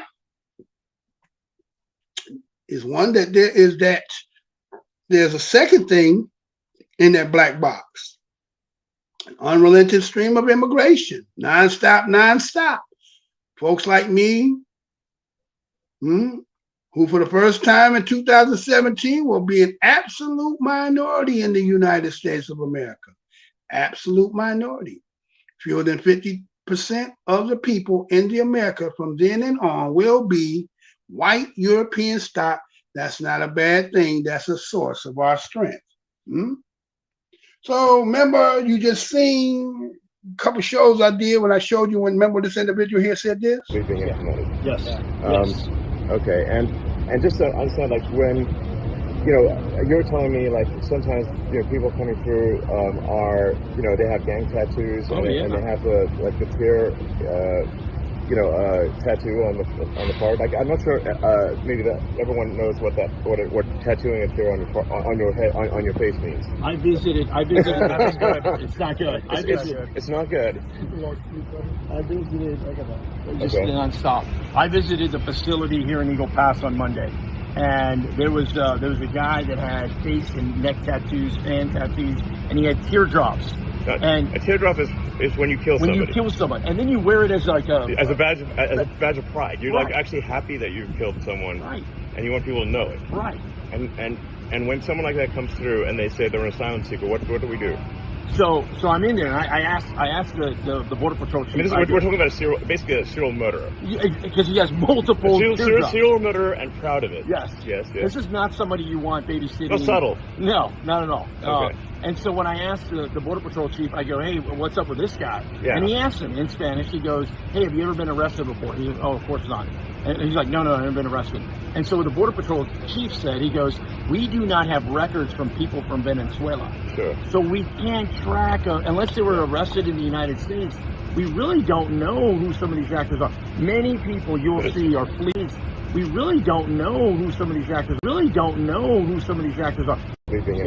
Yes. Record number of migrants crossing into the U.S., pushing resources to the limit in many American cities. Now hospitals are sounding the alarm, saying they're also overwhelmed, including some far from the border. Julia Ainsley has our report. Tonight, the border crisis surging. Officials telling NBC News there were over 200,000 illegal crossings at the southern border last month, and a record 3 million migrants crossed the border in the last year. Now, a new warning 1,000 miles away in New York City, where officials tell us resources are overwhelmed. Across public hospitals in New York City over the last year, nearly 30,000 visits by migrants and 300 new babies born to migrant moms. Staff here at Bellevue Hospital tell us they're eager to help, but the numbers are tough. This has been the hardest work that I've ever done, but it's been the most impactful work that I've ever done. And most of the visits to the taxpayer-funded legal clinic here are by migrants. Our clinics are full. And there are waiting lists, and people are turning people away or referring them to other places. Randy Redkin from New York's Legal Assistance Group says so many migrants are asking for legal help on asylum representation and health care access. Now, she says, American citizens who need legal assistance with issues like eviction and insurance have to wait up to 10 weeks. If you ask me, do we need more resources for legal services? I would say absolutely yes. Meanwhile, New York's governor now slamming the situation at the border. It is too open right now. People coming from all over the world are finding their way through, simply saying they need asylum. And New York Mayor Eric Adams saying providing services for migrants will cost city taxpayers $12 billion. But Biden administration officials have blamed Adams' response. It is not an operationally sound effort, one senior DHS official told NBC News. Meanwhile, migrants on the streets are desperate for city help.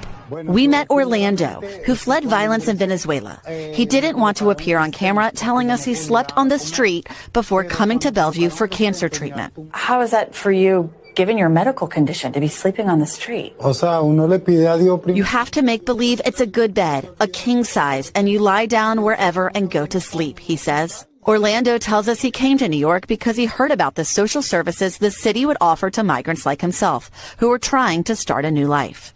The Biden administration recently granted temporary legal status to nearly 500,000 Venezuelans, allowing them to work. Today, Governor Hochul announced there are 18,000 jobs now available to eligible migrants.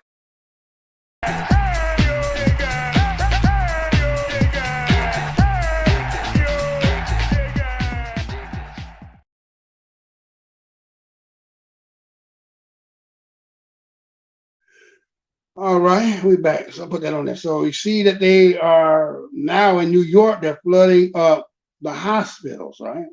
Flooding up the hospitals, right? Now, again, need some medical care. You're in this country, you can go to the hospital. That's what the protocols of what they do, correct? But in this case, you having, people who just basically got in here. Now, some people assume that a lot of them are illegal or, sneaking in and so forth. I can't say whether they are or not. We would think that it's somehow the process, when people say they're bringing them from Texas and Florida, right? And they say they don't understand why they pushing them here or pushing them New York and Chicago. But they're coming. As you've seen there, it talked about how last year there was about, it said about 3 million border crossings in last year, 3 million. Now, is they talking about all the Americas crossing borders, or are they talking about the borders from outside coming in here? Didn't really specify that, right? So they just kind of throw that up there. Sometimes people, they sensationalize the propaganda to get the hysteria. But, again, as a watcher on the wall, we have to be looking in, again, what's going on here, right? You should have that, what's going on here, right? They said about 200,000, according to the second part on this, said there's about 200,000. This thing is, it is really freezing up. What, really? What other part? That's 3,000 too? What about 200,000? It didn't show 200,000, huh? So the other one said about 200,000 came in on the illegals. They said 3 million. They say 3 million crossing the border, 200,000 illegals. Right now, is that illegal to this country? I'm assuming that's what they mean when they're doing this report. Right. So remember, they said 3 million last year and 200,000 illegals. Okay. So, all right, with that being said, and then remember last show I showed you where this woman, Marjorie Greene, right, what she was saying, right? Remember when she posted that to push a declaration of war over the border, right? The declaration of war. I mean, she wanted to go to war with the cartel. She said, well, it's not the Mexican government, it's not the people, it's the cartel who is forcing this. Now, what would be the interest of the cartel forcing that? What would be their interest, right? Then she said this, just in case it's double down. Consent to address the House for up to 1 minute to revise and extend my remarks. Without objection, the gentlelady is recognized for 1 minute. Mr. Speaker, since 9/11, over 13.5 million border encounters have occurred at our border. Over 1 million Americans have died from drug overdoses, and CNN reports that the cartels take in $19 to $29 billion annually from drug sales to the United States of America. Since 9/11, the United States has spent $8 trillion on foreign wars, and over 7,000 U.S. service members have died defending foreign lands and foreign borders.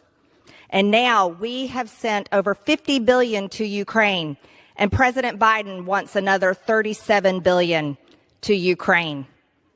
This will be pushing it to over $90 billion.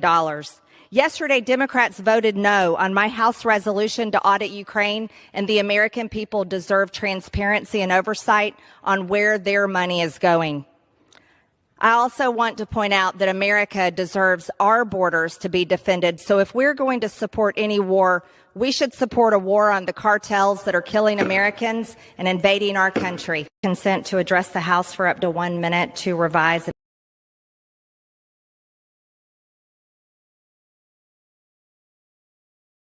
So she's saying, right? She said she's advocating the fact that she said, wait, well, okay, we're expanding, we are expanding ourselves thin.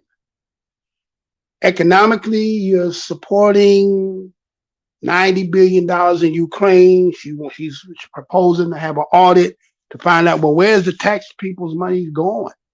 You give us so much money, yet then you got our border wide open, people coming in by the droves. And, you know, it would only be wise. I mean, it would be like, say, for instance, in your house. You don't go to bed with your back door wide the hell open. You don't go to bed.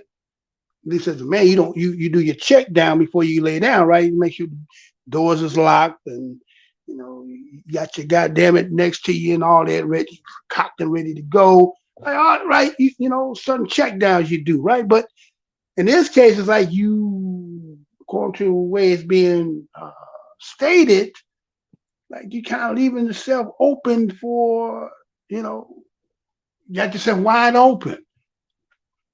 And no one's paying attention. According, at least that's the way it's being sold to us, right? So we have to kind of at least be looking at it like, okay, well, what's really going on here, right?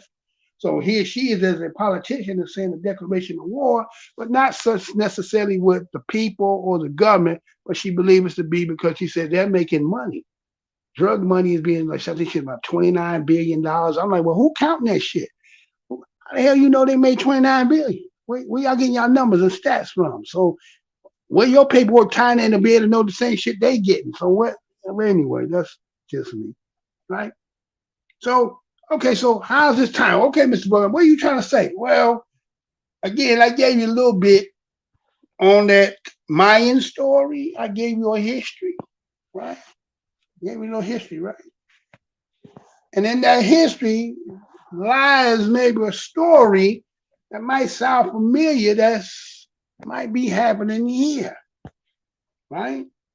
So when we look at, again, what is the cat call that's making everybody come here, right? There's a cat call. Why is, as you heard say, well, you know, people coming from all around the world, everybody flooding in here. Is there war in all these other places that you people leaving? I'm not even hearing that. I'm not even hearing that they're having wars. I'm not hearing that people are being mistreated and leaving. But we're hearing the words asylum seeking and all that stuff. But when you look at these other places, I'm not kind of seeing that or hearing that. I'm not saying there may not be some things going on, but I'm just saying, well, you know, not to this magnitude, right? So what's really the cat call? Well, we know that there was put out there that they had that temporary protective status. It was thrown out there, right? So that means that granted everybody, as you heard in that cast there, a lot of people got, she said legal. I didn't see, they say temporary protective. She said legal. Now, remember when Viveki was talking about the legal process that makes somebody, then the process of becoming a citizen makes them legal in this country to abide by and acquire some of the, let's say, the benefits of being a citizen.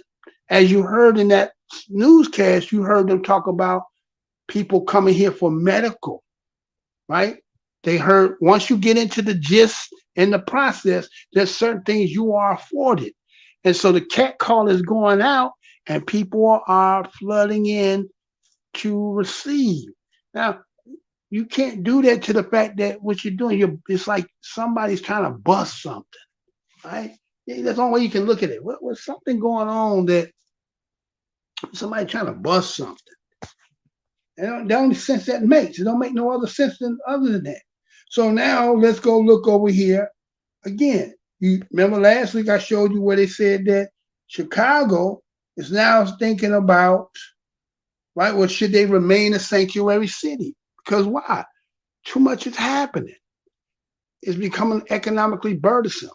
You having the indigenous people standing up and saying, hey, wait a minute, y'all start to encroach, like the Mayan store. What happened, say, with the Mayans? The Yucatan started to encroach, making them had to move off their lands, taking the resources, get into the politics and controlling the economics, creating what precipitated into something. Well, look at when Chicago, listen to some of the things they were talking about over there, just in this aspect here of, they're talking about Emerson Park. Now listen to what some of the brothers and sisters over there saying. I'll be right back. Turn the mic on. Good evening, everyone. I'll show you how disrespectful this is. On the 5 o'clock news, they projected that the migrants would be here by Saturday. Look, welcome to the welcoming city. Well, I got to tell you, only certain areas are welcoming. That's us. They want us.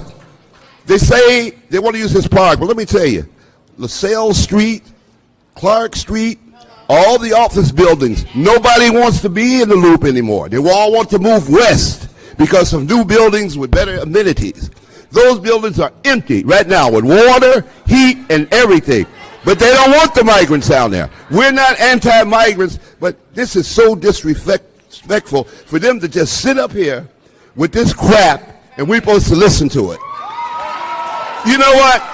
If you would had your right mind and see a crowd like this, you would say to yourself, they don't want it. But no, these politicians, they think that they can just do everything. And see, another thing as you all's representative, I can say what I want to say because I take nothing from them. I don't need nothing from them. Okay? They have disrespected us, our community. They're going to tell us and just shove it down our throats. And we're supposed to like it. Yeah, you all are sitting there. And another thing, they do not have a plan. And so many migrants come in, they say, let's take this. Let's take that. Now you see a viable park here that's functioning well in a nice area. Say this was a bad area, they wouldn't be here. Okay?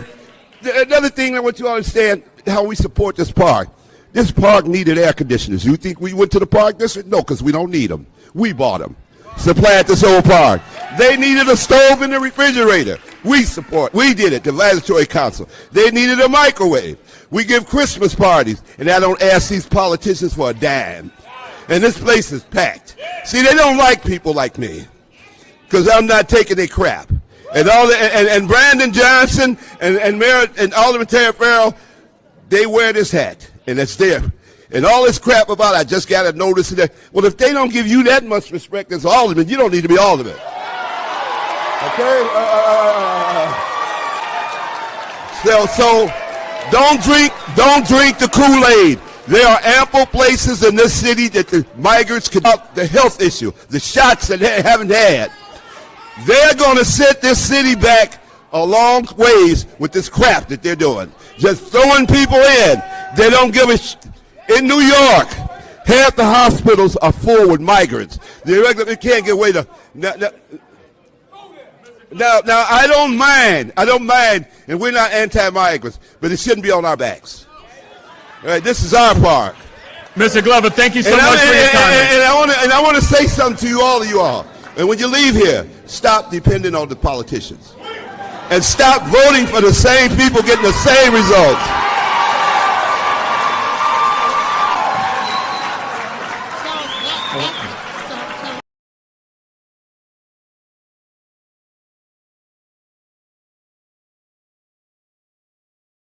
right? So we see Mr. Glover was out there giving his 2 cents and saying that, hey, you know, as a spokesman for his people there, he's saying, hey, it look like people can infringe upon what we've been establishing, we've been trying to uphold for our community, for us, and other situations to take a precedence over us, right? And so a lot of it we feel for because we understand how that is, right? Again, being in this country from the inception of the creation of the United States of America as a corporation, and how we've been kind of like, you know, X'd out of so many things. And some of us do find ways to get some kind of benefits if we become, let's say, economical viable for somebody to be still see that your talents and gifts can be utilized where they make more than you do, then you may not struggle as others who may not have the type of gift that would be economical viable for them. You might have a gift, but it may not be something that they can use. So you may have to use, you know, physical labor and stuff like that, and you just get a day's work for a day's pay, right?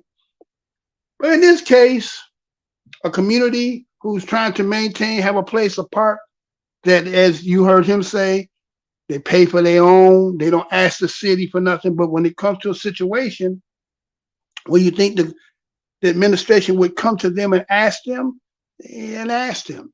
this is what it is. Matter of fact, he said, they already had said on the news before they even had the meeting that they were going to bring him in. So what was the purpose of having the meeting, right? The process. At least we got to make it look like we're doing something, right? The process, right? So now listen to the next cat that came in behind him. I'm going to try to hear some of these things here, and then we're going to get into this, right? Those 2 words. That was that one. What? What? Now, one of the things a couple things I'm going to point out to you real quick, because he said it all. I can't do any better behind him. Guys, listen up and give Mr. Trust an opportunity. Again, one thing about this is Chicago Park District facility. You have a Chicago Park District Board of Commissioners. They never voted on turning this into a migrant center. So, yes, thank you. Looking at tax bill. And it's like they don't even go through the process of going through the Board of Commissioners, not going through the community, and doing this to us. See, people talk about, and I'm going to defer some of my time to my wife, is the fact, I always try to talk before her because I never want to go behind her. But people got to talk about the fact, it's like, they ain't taking nothing away from you. It's enough for all of us. No, it's not. No, it's not. Now they're taking away an asset that people worked 30 years. My buddy worked years to put together programs that they're taking away from us, black people, with a black mayor. Can't miss that point, from this community. And it's like, what insanity, what are we going to hear from them that's going to change our minds from no and not taking out our part? And the last thing I ask of you, please, please call Anthony Bill, call all the aldermen and say support Alderman Anthony's bill ordinance for a referendum on whether Chicago remain a sanctuary city. And think about it, this bill is not, it's not to say kick off the migrants that's already here. It's to a point we just got to say no. Because if you all got a $500 million, because it's $300 million now, and by Christmas in January it's going to be $500 million. Now if you got $500 million lying around, I want to be in your family, first of all. I want to be your third cousin once removed. But the reality is, it's got to say no. Because that's the simple solution is no. Turn the buses around. Mr. Trust, you got about 15 seconds left. Thank you. Hold on, Ms. Trust. Ms. Trust. Ms. Trust, hold on before you start. Hold on before you start. We have about...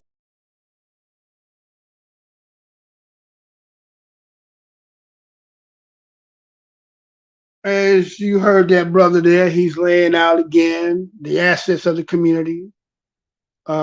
Again, he's suggesting that maybe they should go ahead and, as had been suggested, I think the last show I did lay out, remember those who might have seen it, remember we talked about this brother here. Brother here, Anthony Bills, laid out, said that he wanted to propose, I think it's a referendum, right? I think there's a referendum to put on the ballot to remove or allow the voters of the city to go ahead and vote. Now, what I want to show you here is to give you some insight as into Chicago in itself, right? Let me show you something, right? Now, that's the Alderman Anthony Beale, and he's the one that was proposing whether they should, try to put that. But there's a process they have to do in order for it to even get on the ballot. But let me show you something here. Some of you may know, may not know about. Let me show you this. All right, so accordingly, if you see on your screen there, these are the numbers. This is Chicago, the population of Chicago, and the breakdown of the race. Okay, that's what they have in there, right? Now, they show you that the white population in Chicago is 45.3%. Black African Americans is 29.2%. They show you that the Native American is 0.5%. Asians is 6.8%. Pacific Islanders is 0%.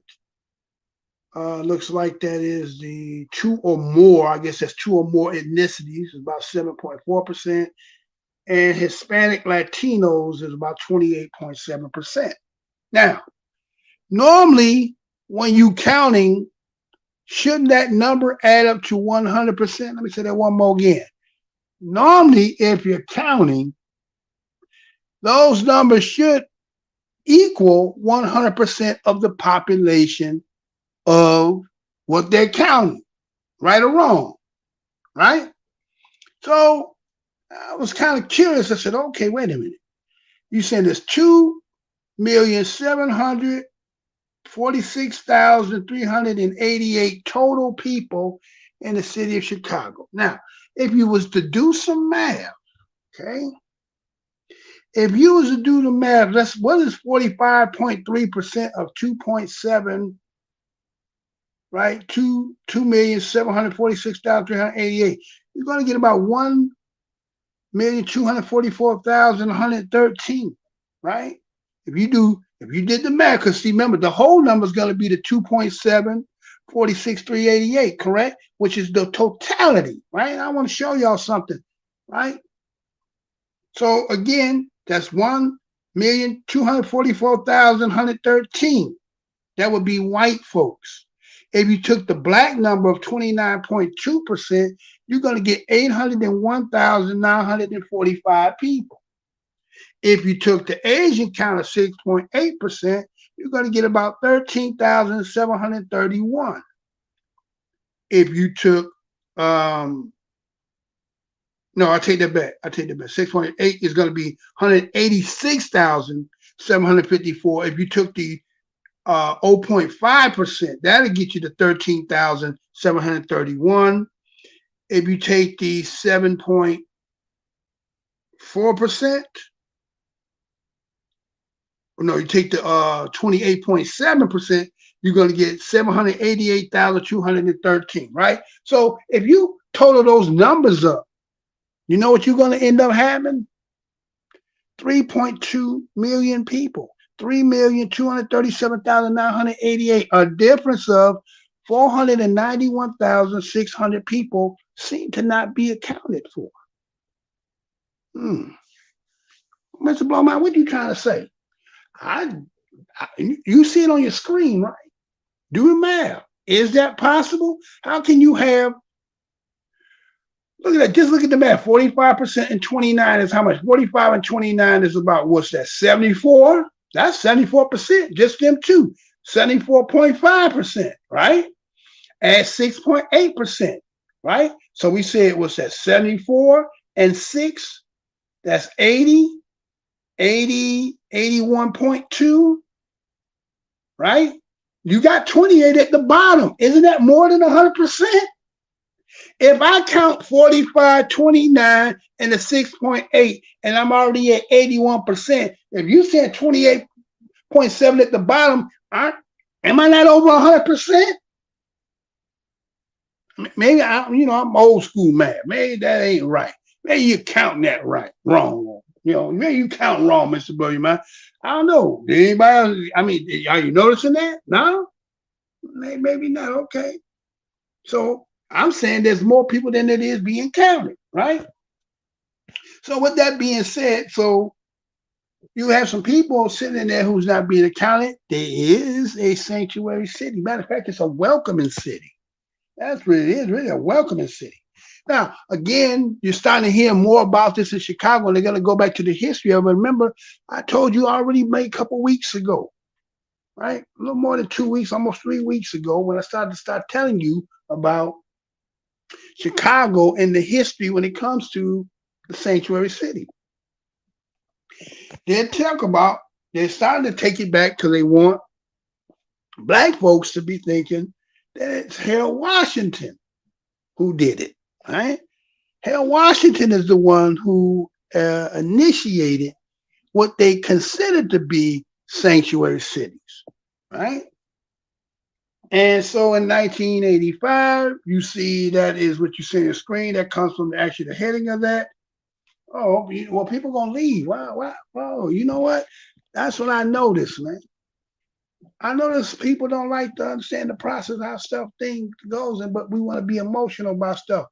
What we do over here on WeUpReport is we will go back over some things because there's a lesson in it that we all can learn, right? We all can learn from it. A lot of people come in and go and they leave. Okay, it's okay. So Harold Washington supposedly had created this, and I thought about it, and I said, why are they trying to do that? Now, did his legislation say that? Yes, it did. Harold Washington's legislation of this 85-1 talks about how he was trying to prohibit city employees from collaborating and having the police with the INS. And some of the verbiage also talks about how that they didn't say migrants at that time. They said all city residents, regardless to their status, could apply for, benefits and programs. So with that language in itself, it's kind of has the scent of, well, anybody who's here, whether they are citizens or not, are entitled. But you have to know the history of Chicago and when Harold Washington was the mayor and how Harold Washington with that city council could not get nothing passed. He was dealing with that Vodoliak 9. And so, yes, you might see an executive order that Harold Washington wrote and they got it signed, but it didn't have no teeth. Okay? I want you to understand this. It had no teeth in it. So, to show you, this is how you know that what I'm saying has some validity to it. Why, if that was the case, if Harold Washington did what he did, why did you have to, oh shit, they all left, huh? Chicago City Council passes law protecting immigrants back in 2000. Oh, they done kicked everybody out. Ain't that something? Now, wait a minute. Are they kicking you out? I'm wondering, is they kicking y'all out? Because I know it went down to 0. I seen nobody coming in here. So I'm not quite sure what's going on, but I guess I'm going to keep the show going just in case those who come after. But see, in 2006, you see, as our screen says, Chicago City Council passes law protecting immigrants. Okay? 2006, you're going to have Mayor Daley is going to be in there in the seat. Right? They said that it was a city council law, but I went and looked. I didn't find it. I see what the paper says, but I could not find what's supposed to have been the legislation. Then they said in 2012, you'll see where Rahm Emanuel introduced Welcoming City Ordinance. Now, check this out now. When you do your due diligence and go find out the process, how shit works, executive order is executed, but it doesn't have really the law power that it should when you're trying to get the police to also adhere to it, right? Now, what I want to tell you also, before I move forward with that, to know why they did it in 2006 is because of this. there was a story that was said that Maria Serda, who worked for the educational department in Harold Washington's administration. Okay, I had showed y'all that picture of her. I didn't put it in this time because I got so much stuff that's happening. I'm barely getting this off. But Maria Serda was one day at work or coming from work or to work, approached by the police, according to the story, asked her for her status as into whether she an immigrant or was she a citizen. They were going to arrest her and didn't say why they didn't arrest her. But according to the background of the story, says she went toward Harold Washington, and Harold Washington wrote the 85-1 based on the fact about Maria Serda. But then in 2006, they said that an alderman named Billy Ocasio, he was the one that proposed the sanctuary city.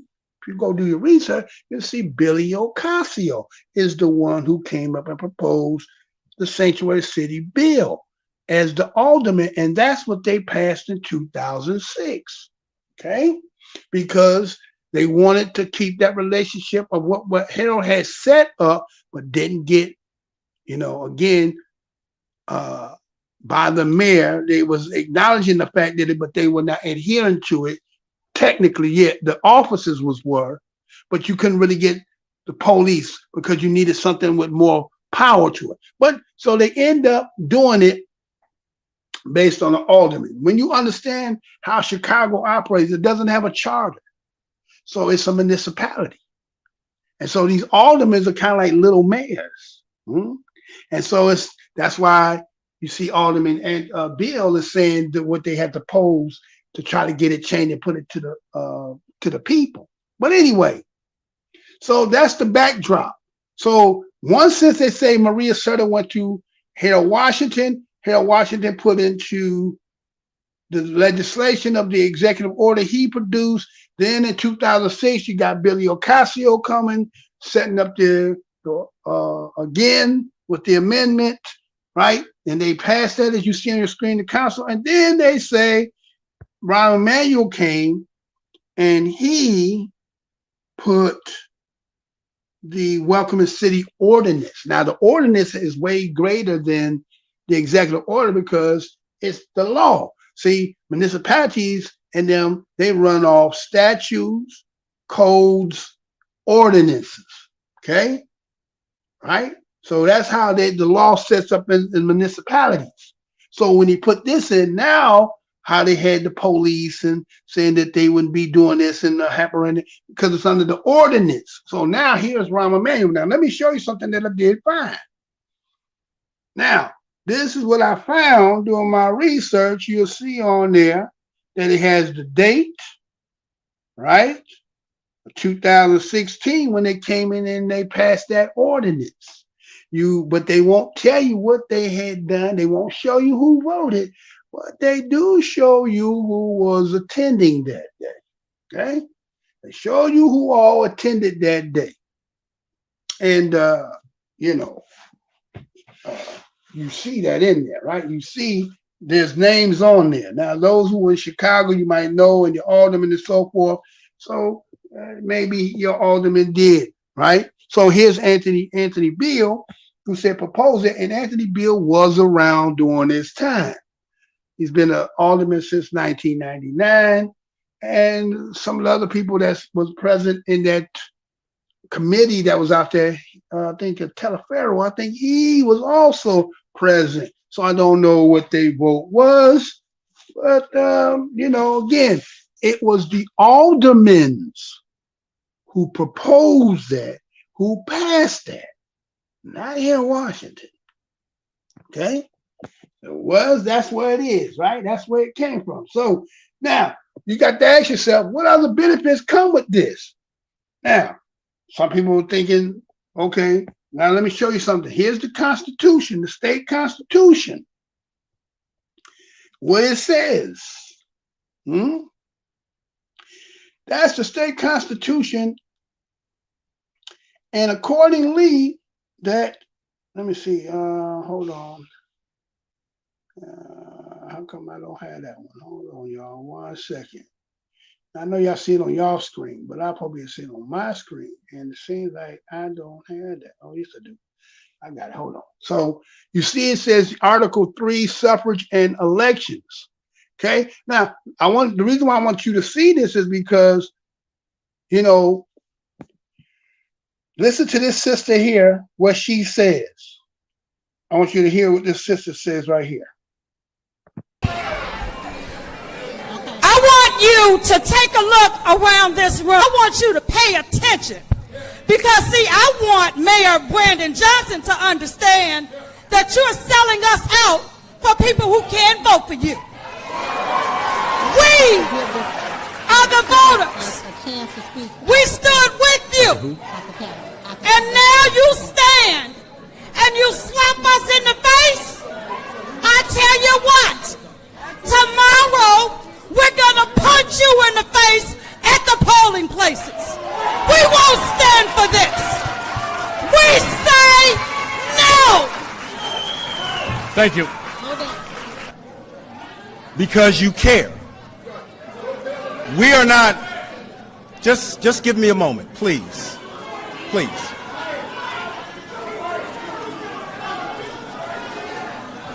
We are not here this evening to tell you how you should feel.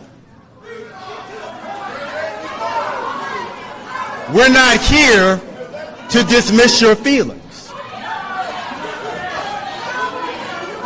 The reason that we are here this evening is to provide you with the information to understand how we got here and how and why we are presenting this information.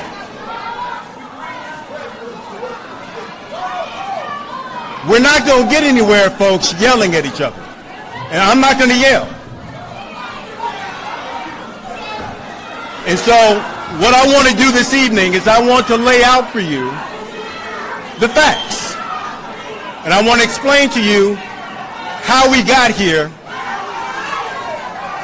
and where we have to go. Okay?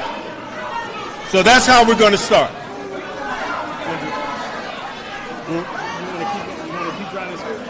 I'm going to tell you. I don't think this is going to work.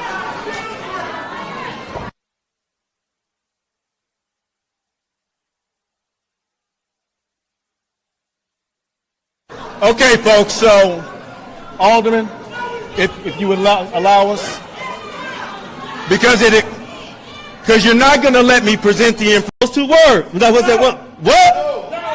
What? Now, one of the things.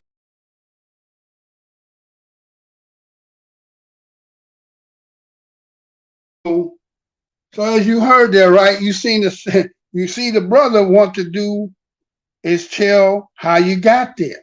You know, a lot of people are not interested in how you got something. Once they get into their emotions, they hear what they want to hear. They want to go with what they want to go with, and you don't care about how you got there. So everybody was like, ain't trying to hear that. But let me tell you something. The only way you're going to know how to play a game is to understand how they operate. Without understanding how somebody operates, you playing under your own understanding. You're leaning on your own understanding. And that's where we get caught in as a group, as a people. We're not, a lot of us don't take the time, and those who are willing to give the time, you don't get no attention. Now, it's like this show here. I don't get, like, if I was talking about a lot of fuck shit and he say, she say, you know, I would have numbers. But because you do stuff that's some things that's supposed to be, this is some of the things as maturing and becoming adults and knowing, ain't nobody trying to hear that. Because why? What is the real reason why that is? Some people just don't want to be responsible. But when shit happens, we want to cry. So when somebody's willing to impart and tell you shit, I mean, when they say when you're knee high to a grasshopper, is when you're getting game. But if you ain't willing to take the game to learn, and then later on You want the game when the game ain't there to be given to you, then you miss an opportunity. See, getting it while you knee high to a grasshopper, so when you develop, you already got that and you done expanded and broadened on that. But a lot of us, we don't care about that. Long as it's not in my yard, it ain't happening to my family, then it don't matter. But when it comes, it's going to be too late. And so all the things that should have been already done and set in place, going to get caught in the whirlwind. So my thing is, as you see on your screen there, you heard them say that you're trying to help people who they can't vote for you. That sounds good. That sounds good. But let me show you the instructions to the game. Because a lot of people believe that. People that come here can't vote. A lot of people think that. You're not a citizen, so you can't vote. But if you understand the process of the game, maybe you'll know a little better. So look as you see on your screen. Article 3, suffrage and elections. Section 1, voting qualification. Every United States citizen who has attained the age of 18. What does every United States citizen mean? Does it mean what you think it means? Or is that meaning when they say every, what does every mean? Does every mean if you're in the process, if you become in the waitings to become, are you still participant in it? No, most people just see citizen. That's good in a citizen, okay? Says obtain the age of 18, any other voting age required by the United States for voting in the state elections, and who has been a permanent resident of this state for at least 30 days. Let me say that one more again. Every United States citizen who has obtained the age of 18, any other voting age required by the United States for voting in state elections, and who has been a permanent resident of this state for at least 30 days. Only 30 days you need, huh? Next proceeding, any election shall have the right to vote. Any election shall have the right to vote at such elections. The General Assembly by law may establish registration requirements and require permanent residence in an election district not to exceed 30 days prior to election. General Assembly by law may establish shorter residence requirements for voting for President and Vice President of the United States. The General Assembly by law may establish shorter resident requirements for voting for President and Vice President of the United States. Wait a minute, I thought that's federal. Oh, state can also, the General Assembly, which is in Chicago, they have a General Assembly because they have no charter. It's a municipality. Section 2, voting disqualification. Person convicted of a felony, otherwise under sentencing, correctional institution, or jail, shall lose the right to vote, which right shall be restored not later than upon completion of his sentence. Okay, these are some of the. Okay, so when they say, "Oh no, you can't vote," you can't vote. You people that you helping can't help you, so we're gonna punch you in the face. Okay, look what it says on your screen. Section 8, voter discrimination. No person shall be denied the right to register to vote or cast a ballot in an election based on race, color, ethnicity, status as a member of a language minority, national origin, religion, sex, sexual orientation, or income. They can't vote. They can't vote. They can't vote. Then somebody just give them a blanket, like say, take this temporary protective status. Did somebody just blanket them like last week? Did somebody just give them a blanket? Blanket them? Somebody gave them a blanket. Then in that report, I also placed somebody said legal. They gave them temporary legal. Remember what Viveki said about, remember he was talking about deporting everybody? And remember when he talked about his own, he said, but my parents were legal in the process to become, setting it up, legal to be here. So there must be some part in the game where legal lets you get in. So you say, well, all these people coming. Well, maybe because, matter of fact, let me show what it says. Let me show what it says in the federal, right? Let me show what it says about federal, right? When they say federally, right? Somebody voting, right? I think that's the one that's messed up, ain't it? I bet you that's the one, ain't it? I think that's the one, ain't it? Okay, because I can't, let's see. Right, and you see on your screen there? This come from, now, did y'all know that by 1996. Up until 1996, anybody can vote. Anybody. You go back to the Lyndon B. Johnson administration when they had the Cuban crisis with Kennedy. They let the Cubans come in. They were setting up, they were setting up the parameters, all that with immigration at that time. It's 1986 when Ronald Reagan sets up this whole beginning of amnesty. It was Ronald Reagan who started that amnesty in 1986. Mm-hmm.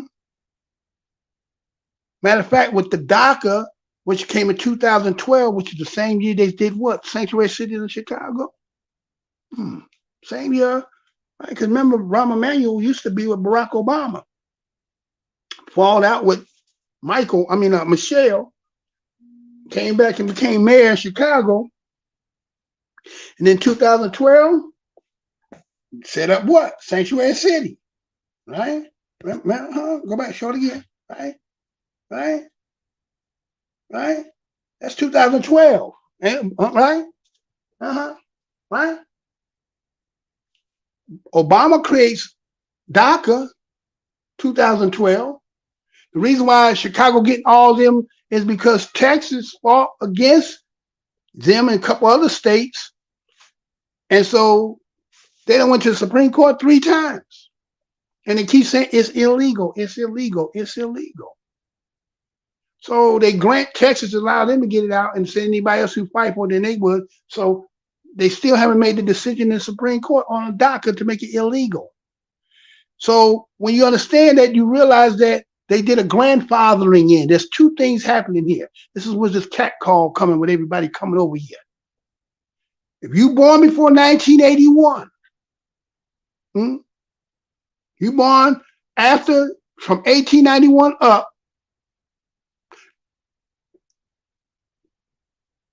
they intertwined that also with DACA until the Supreme Court make that decision. So they all bum rushing because they can apply for DACA once they get here. You see all the stuff they can, all the things they can get, right? Medical, money, all this other stuff. And at the same time, pushing somebody else's ass out. Matter of fact, this one here just won the seat in Chicago, was a DACA. Watch this. 8th Ward on the southwest side, another hot race here, the winner replacing outgoing Alderman Ed Burke. And the 14th Ward covers Archer Heights, Garfield Ridge, and Brighton Park. You can see here the results now with all of the votes in. Helu Gutierrez will be the winner there. CBS 2's Sharday Gray is live at the Gutierrez campaign headquarters. Sharday. Yeah, Joe and Erica, even though it was somber for Jesus Chuy Garcia, it's still a celebration for Helu Gutierrez as she has 65% of the vote for the 14th Ward. Now, she will be the first Latina bilingual alderman in this ward. And as soon as she walked through the doors right here at Apollo 2000, it was a roar of chants. Everyone chanting her name, Helu. Now, we do know Gutierrez is leading with 2,900 votes, and her opponent, Raul Reyes, is trailing with nearly 1,600 votes. Gutierrez is supported by Jesus Chuy Garcia. Reyes is endorsed by Alderman Ed Burke. Burke is the longest standing alderman ever. He's served the 14th ward since 1969. Earlier today, we asked voters what were some of their concerns and what they would like to see changed in their neighborhood. Crime and street drifting are at the top of their list. So we need to work together with all of the other city officials, with the state legislators, with my former boss, the Commissioner Anaya, bring them funding to our community, and have working with TPD and everybody, having violence prevention programs, safety, better pavement of the streets, services whatsoever, like everything needs to get repaired in the 14th ward. We also reached out to Reyes about the race and how the votes were unfolding, and we have not heard back from him. We just spoke with Gutierrez and asked if Reyes has reached out to her to congratulate her. She said nothing, not anything. She hasn't heard one word, no phone call at all. Reporting live in Little Village, Sade Gray, CBS 2 News. Okay, Sade, thank you.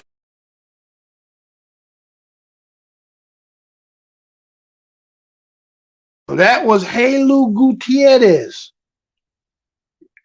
Was a DACA. Became alderman.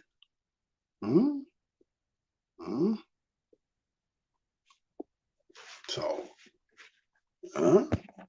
okay. So, remember the story about the Mayan and what happened with Maya in the Yucatan?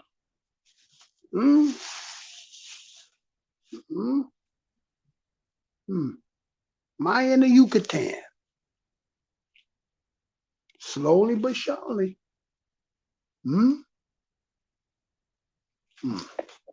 Okay. Okay.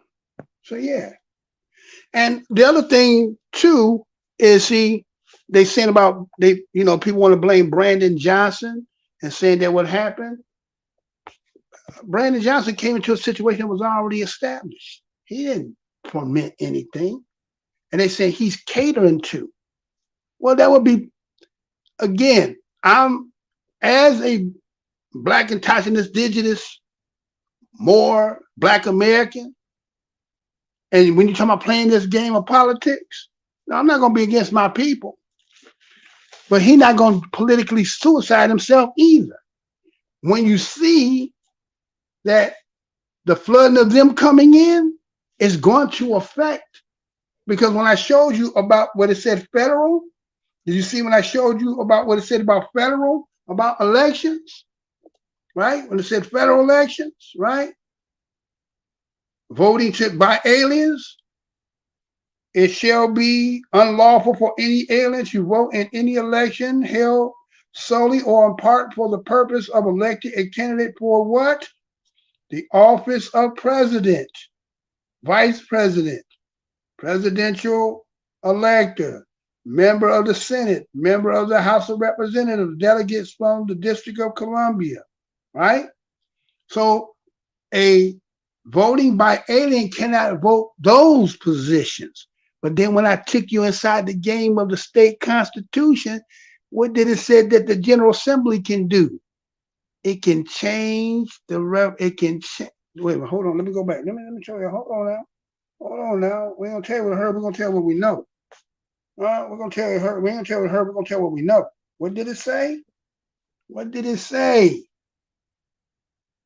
It keeps saying, what do you say? What do you say? What did it say that the General Assembly can do? General Assembly by law may establish shorter resident requirement for voting for president and vice president of the United States. Did y'all know that they have the AVR? Y'all know what the AVR is? Automatic voting registration. Did y'all know about that? A lot of these states got AVRs, and a lot of the Black states don't have them. Which means when you get a document, when you get a license, you get a license or a driver's license, you are automatically registered as a voter. I'm talking about that permanent ID or real ID and all that stuff. And they keep trying to sell, Black folks don't get ID. Yeah, because they got AVR, automatic voter registration. Vote bank. Now this could be something to do with vote bank. People coming in here to help somebody to win. Right? So let's see how the state law let the state, what it told you, Article 3 in that Constitution says that General Assembly has the right in the state to change the requirements for shorter resident requirement for voting. Say requirements. The requirements could mean a whole bunch of things. So when the sister yelled out, they can't even vote for you. You may not be right, sister. You might be jumping with emotions. But what did the game say? And that's where we have to become more astute in the game. Because see, you want to just go off emotion and saying some stuff and don't read the game. See, nobody in here, they're not going to do what I'm doing over here. That's why I'm the most hated show on the black corner of the internet. Huh? I'm the most hated show on the black corner of the internet. Who going to do this? Who going to show you that? Who going to go get this? Say, look what they saying right there. That's what they said right there. There you go right there. So now you ain't confused about it. So it's possible, like they're doing in New York, because guess what? It was Ed Koch in 1989 that the one that said the sanctuary city in New York, right? It wasn't Eric Adams. But it was the city council who voted for and passed it, but Eric Adams did not sign it, allow it to become kind of like a pocketbook where he kind of just, well, y'all want it, it's in there, but I ain't gonna sign it. I'm not in agreement to it, but it still became law, right? And then I think somebody ended up taking it before the Supreme Court, and they made it say that it was unconstitutional, right, for them to do it. Now, again, I don't know what that constitution in New York is, but I'm showing you what it's showing in Chicago is. And as you see them words that say on your screen, that General Assembly can change that, which means that now these people who got this legal protective status may fall in the rims to also be people that be participant. Then I show you that a person who just won the 14th district was DACA. Been there since she was 15. Now she's an alderman, which is like a mini mayor. And when you go look at the 50 wards and look at who's in there, and you're seeing that how in the areas they say they're putting these people in blacks. Well, because why? Because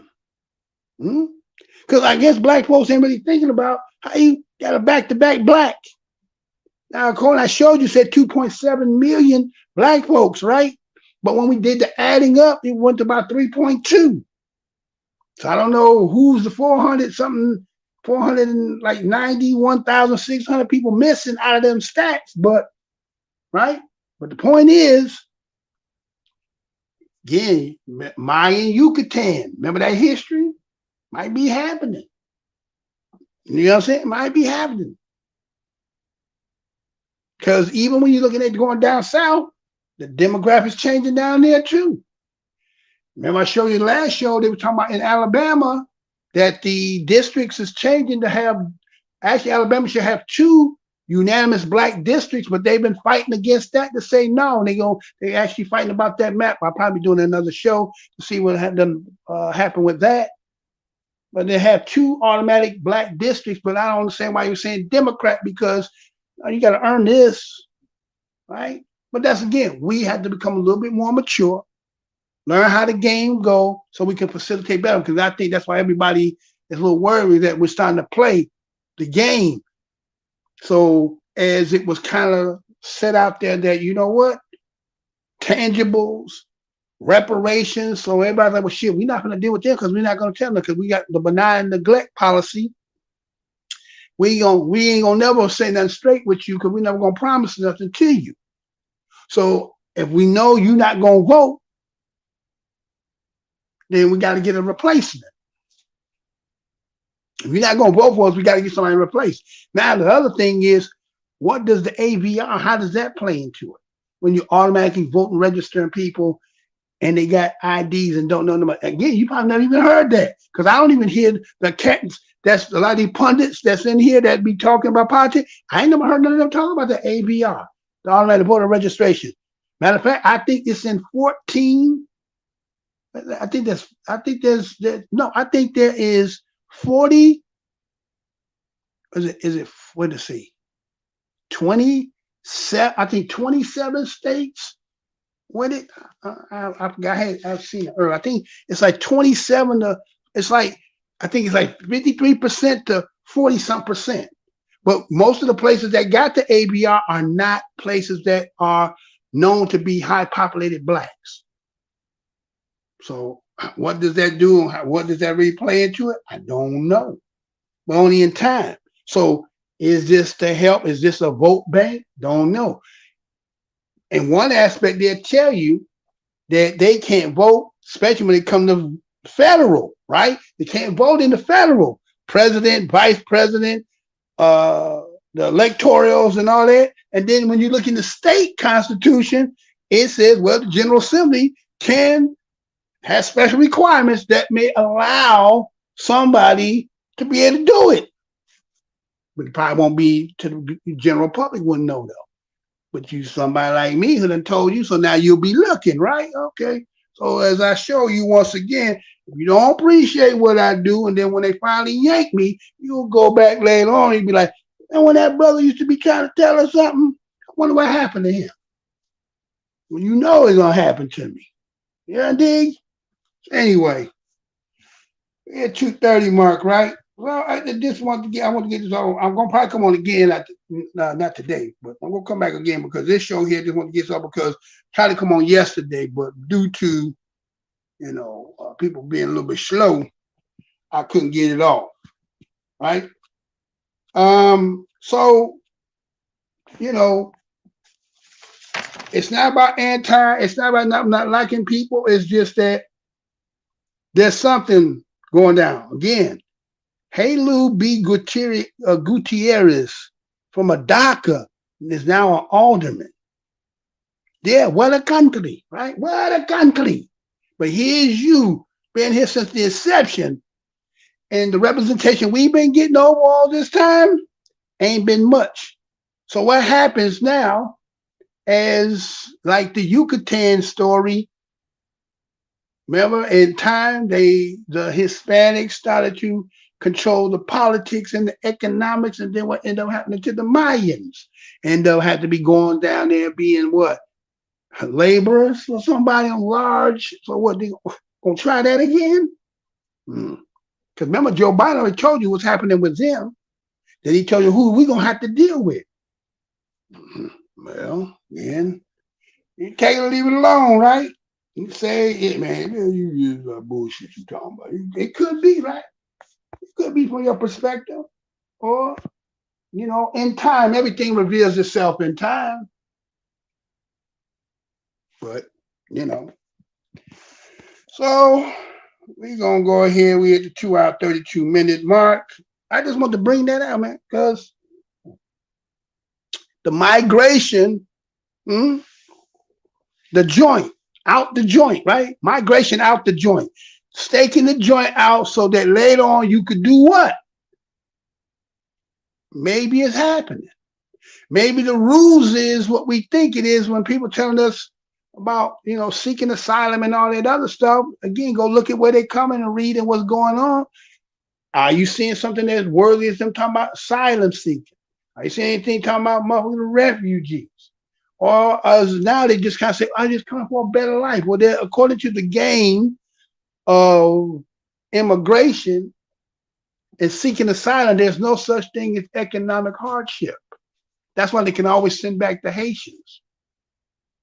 You have to have a catastrophe or something that's going on that is creating that's making people either being killed or, government or all that stuff. But if that's not happening, you don't get to just say, I'm coming for a better life. Well, shit, we here. You got people on the street and a lot of people that shit, they don't want a better life and they here. No, you're just lazy. You don't want shit. They'll tell you, right?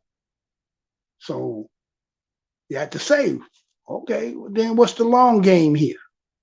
What's really the long game? You heard what Marjorie Greene is saying. She's saying she believed that those over there are, using this as a way to infiltrate. Could be. I don't know. She probably got more detailed information, the stuff that I'm seeking, looking that she get, because that's part of her job is being a Nora in government. I'm pretty she may have more information than I got. I may find what she knows now as time go on, but she's getting it like every day.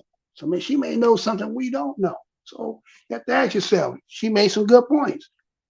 $90 billion is just going out. They want to audit the mug and say, hey, well, what y'all doing with the money? Kind of like with Brandon Johnson. Most say, hey, all that money you do, what you doing with it? So now they're going to propagandize, hey, man, you giving money away. He just got the damn job, not even good 6 months. He got in April. 6 months later, they already talking about throwing him out as if he the one made this. So that's why I laid out that it's not about so much of support of Brandon Johnson. It's just that don't, again, like the elder said, don't get caught drinking the Kool-Aid. You got people coming into a job and it's already fucked up. The 2 wings on the plane on fire. The damn landing gear won't come down. The cockpit on fire. And they want you to land this motherfucker. You like, well, that Sully, well, that plane, or Captain Sully. They want you to be a Captain Sully. So then if you coming in with that agenda trying to help yours, you can't. How you going to be too preoccupied with trying to land this motherfucker? You ain't going to have time to be doing that for your people. See, they don't come in when they in office. They don't come in with all that. And if they do, it don't get publicized. But the minute one of us get in them seats, huh? Yeah, all on the damn news, right? Yo, you're stealing, right? Misappropriating funds, all that. But Musk can be in there for a long time and leave. He didn't steal no money. He didn't do none of that. It was on the up and up. And then when you come in, the house on fire. Yeah, you get what I'm saying? And so some of our people, we just buy into that right away. I understand that they coming in, imposing, and taking over. And it would be obvious that you would think that the mayor would have the power to, make changes. He just got a script too. You know what I'm saying? There's somebody above him that he got to answer to.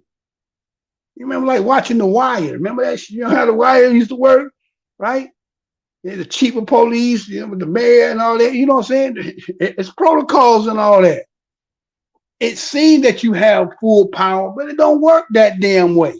And so we got to get better as a people understanding how that shit works. Because most of the time, at least going back, let's say if you've been from grade school probably up to the 90s, right? Going back, you as a 13-year-old know about politics. They taught you as a prerequisite to go to damn high school, you had to learn the Constitution test. You learn the preamble and what the qualification for a president, right? Oh, remember all that?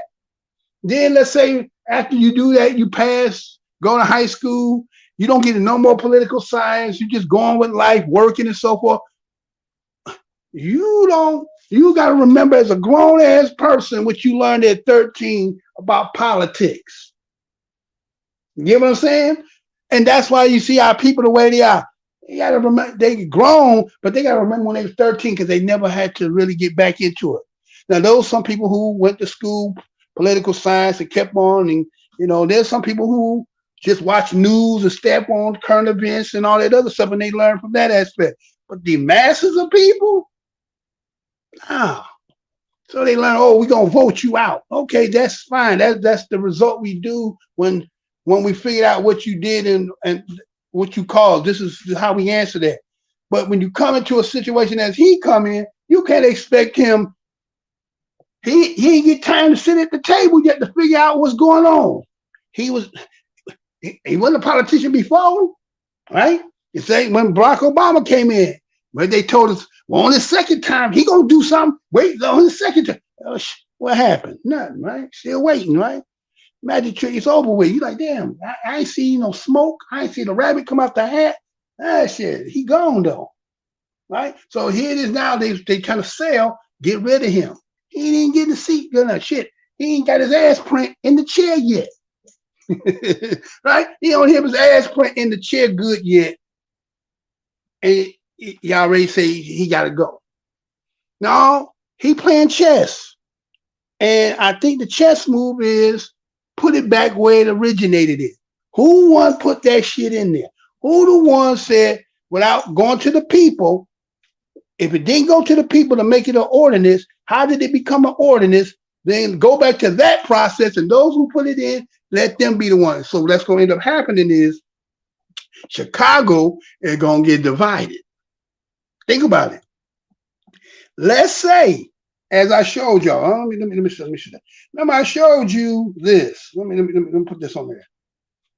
Let me show these numbers here, right? Let's show you. Hold on. Give me 1 second. Well, give me 1 second. Yeah, put the population. Okay, so let's say these are the numbers, right? See, that's the numbers. That's the percentages, right? And let's say they get the referendum, it passes, and then they're gonna put it to the poll to the people. Now, based on what you see on your screen there, what do you think most likely gonna happen? 28% Hispanic, 6.8% Asians, 45.3% white. Now, blacks is 29%.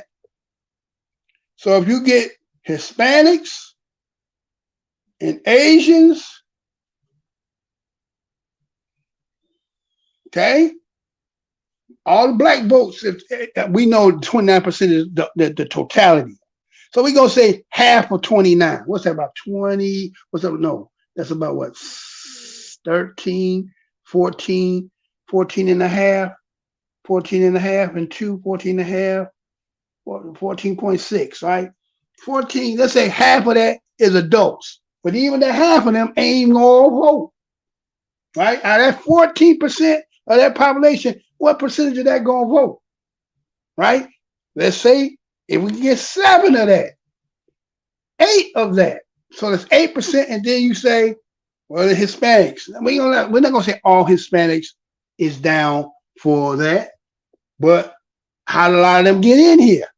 Are they descendants of that? Are they trying not to? So let's say they put it to the referendum and it gets to be voted, and then it still stands.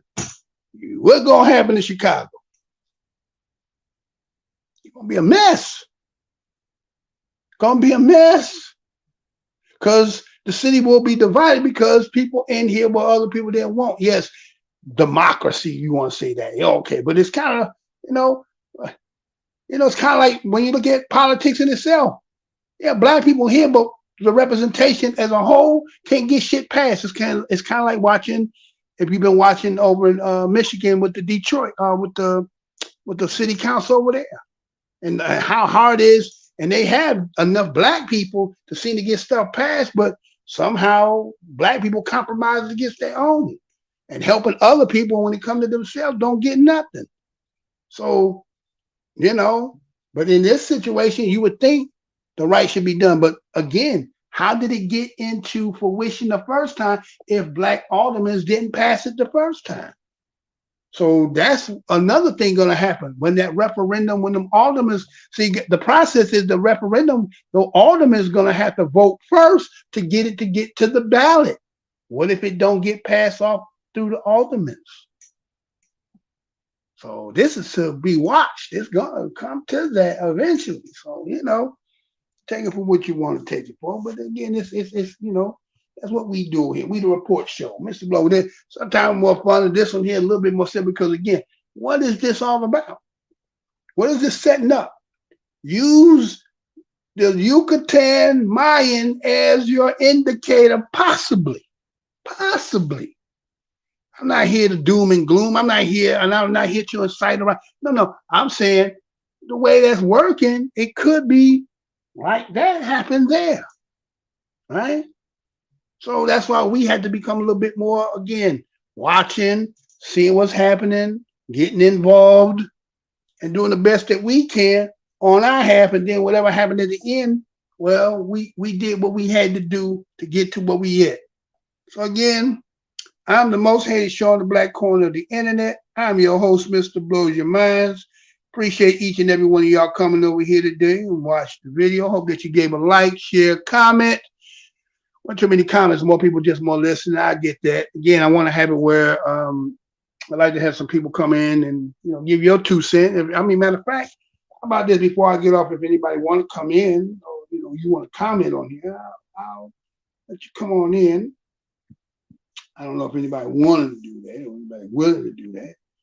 What happened to that? I don't got that in there. I got it. Okay, I'll put that up on the screen, right? If somebody wants to come and tell somebody in your StreamYard right there for those who got it. Gonna click on that. You come up on in here. Come talk to a brother for a minute. It's almost 1 minute to. Yeah, it's almost that time. It's minute to the top of the hour.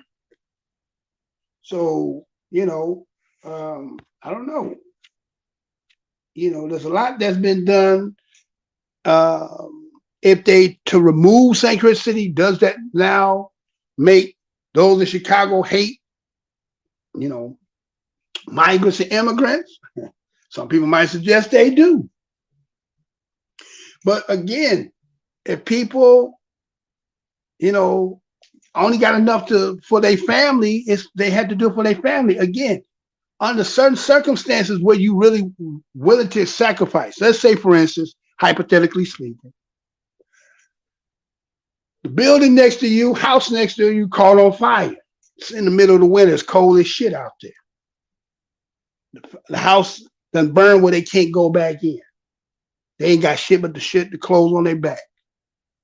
You give them a blanket. You may even allow them to come in your house for the warmth and let them stay because you understand the circumstance. Their house burned down. Come stay in my house with me. Under that circumstance, you're willing to sacrifice because you understand. But if, let's say, somebody who just outside and they just complaining, we ain't got enough to eat in our damn house, lights is off, my wife cheating on me, my man cheating on me, are you going to be willing to open your door? Well, you come stay with me, don't worry about all that. Your conditions, you just got some problems, right? Some problems that a lot of people got, but it's not warrant for me to sacrifice what I got in order to help you. You get what I'm saying?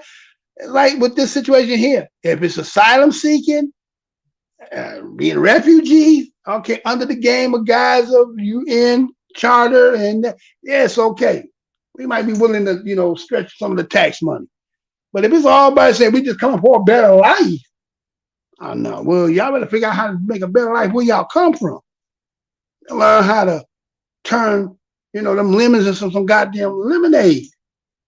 See, everybody looking somewhere else and not want to put the work in. And that's what makes Black Americans, indigenous Moors of this land, the Black Americans, that's not what we're not angry with people, but we like, hey, all that and what's been put in, y'all could do the same shit.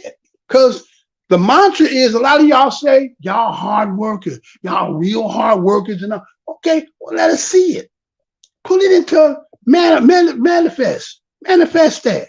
No, oh, y'all say, oh, y'all government. And wait a minute.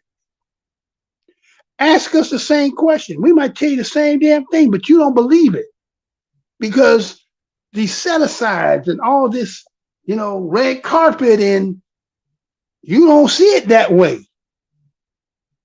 So that's why the Black perspective sometimes is like, hey, niggas get it out the mud like everybody else did. That's what that shit really is about. Why y'all can't get it out the damn mud? We were thinking, what Black Americans are thinking? If we had a land that was run from the top down, that's supposed to be us, I think we show you, you say, what May say, give me the catalog, I show you how daddy ball. Let me say that one more again. If Black people looking at, wait a minute, a country from the president, governors, all that shit is y'all people supposedly, and y'all can't make lemonade out of them lemons, then we don't believe y'all when y'all telling us all that shit. Y'all sell us that propaganda, y'all hard workers and all that. We don't believe that shit. Because if we looking at, if we had what y'all had, give us the catalog, we show you how to ball. Am I right or wrong? Oh, motherfucker ran up out of here. Those people ran up out of here when they heard that part, huh? They ran up their ass up out here. They didn't want to hear that shit. What is he talking about? Okay. So ain't nobody gonna come in here. It's all good. All right. So we're gonna take that down. So yeah, you know what I'm saying? So it is what it is, man. We are not anti. We just say it's like the same thing with this hip hop thing again. Everybody wanted, again, they want to tell us their contribution is the equivalent to creation. Let me say that one more again. I think some people, again, the sophistication and understanding of shit, understanding the process of shit. Some people think their participation is equivalent to the creation. You didn't create it, you might have participated in it. And why is it that when it comes to the creation part, Black people are supposed to not have created shit? We supposed to just be, we just exist. You were just slaves. A lot of y'all don't care. You don't work hard. We work harder. We're smarter. But we cannot see it from where you come from. But y'all got excuses. But our excuse from y'all mouths is we lazy. We looking at y'all like, that's how we look at y'all. If we had that catalog y'all had, you all running over where we at. That's how we look at it. Wherever we at, you know, it's like, I think it was a movie back in the day with Charles Bronson called White Buffalo.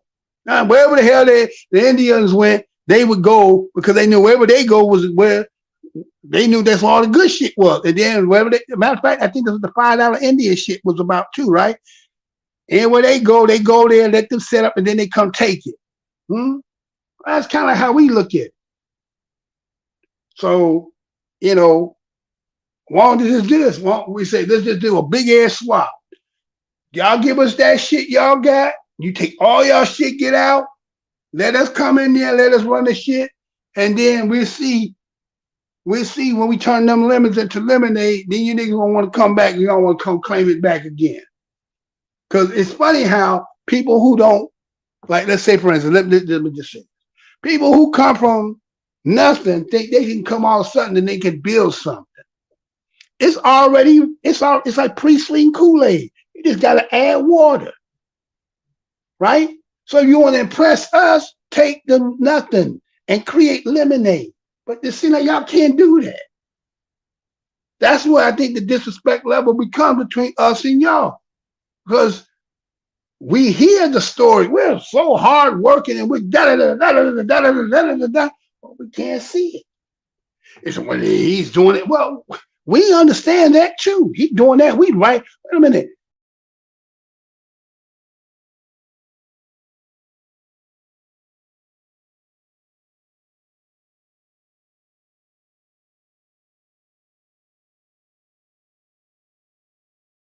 Machines and all the shit to be done.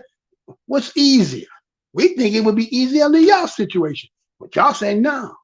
So, you know, it is what it is, man. Right?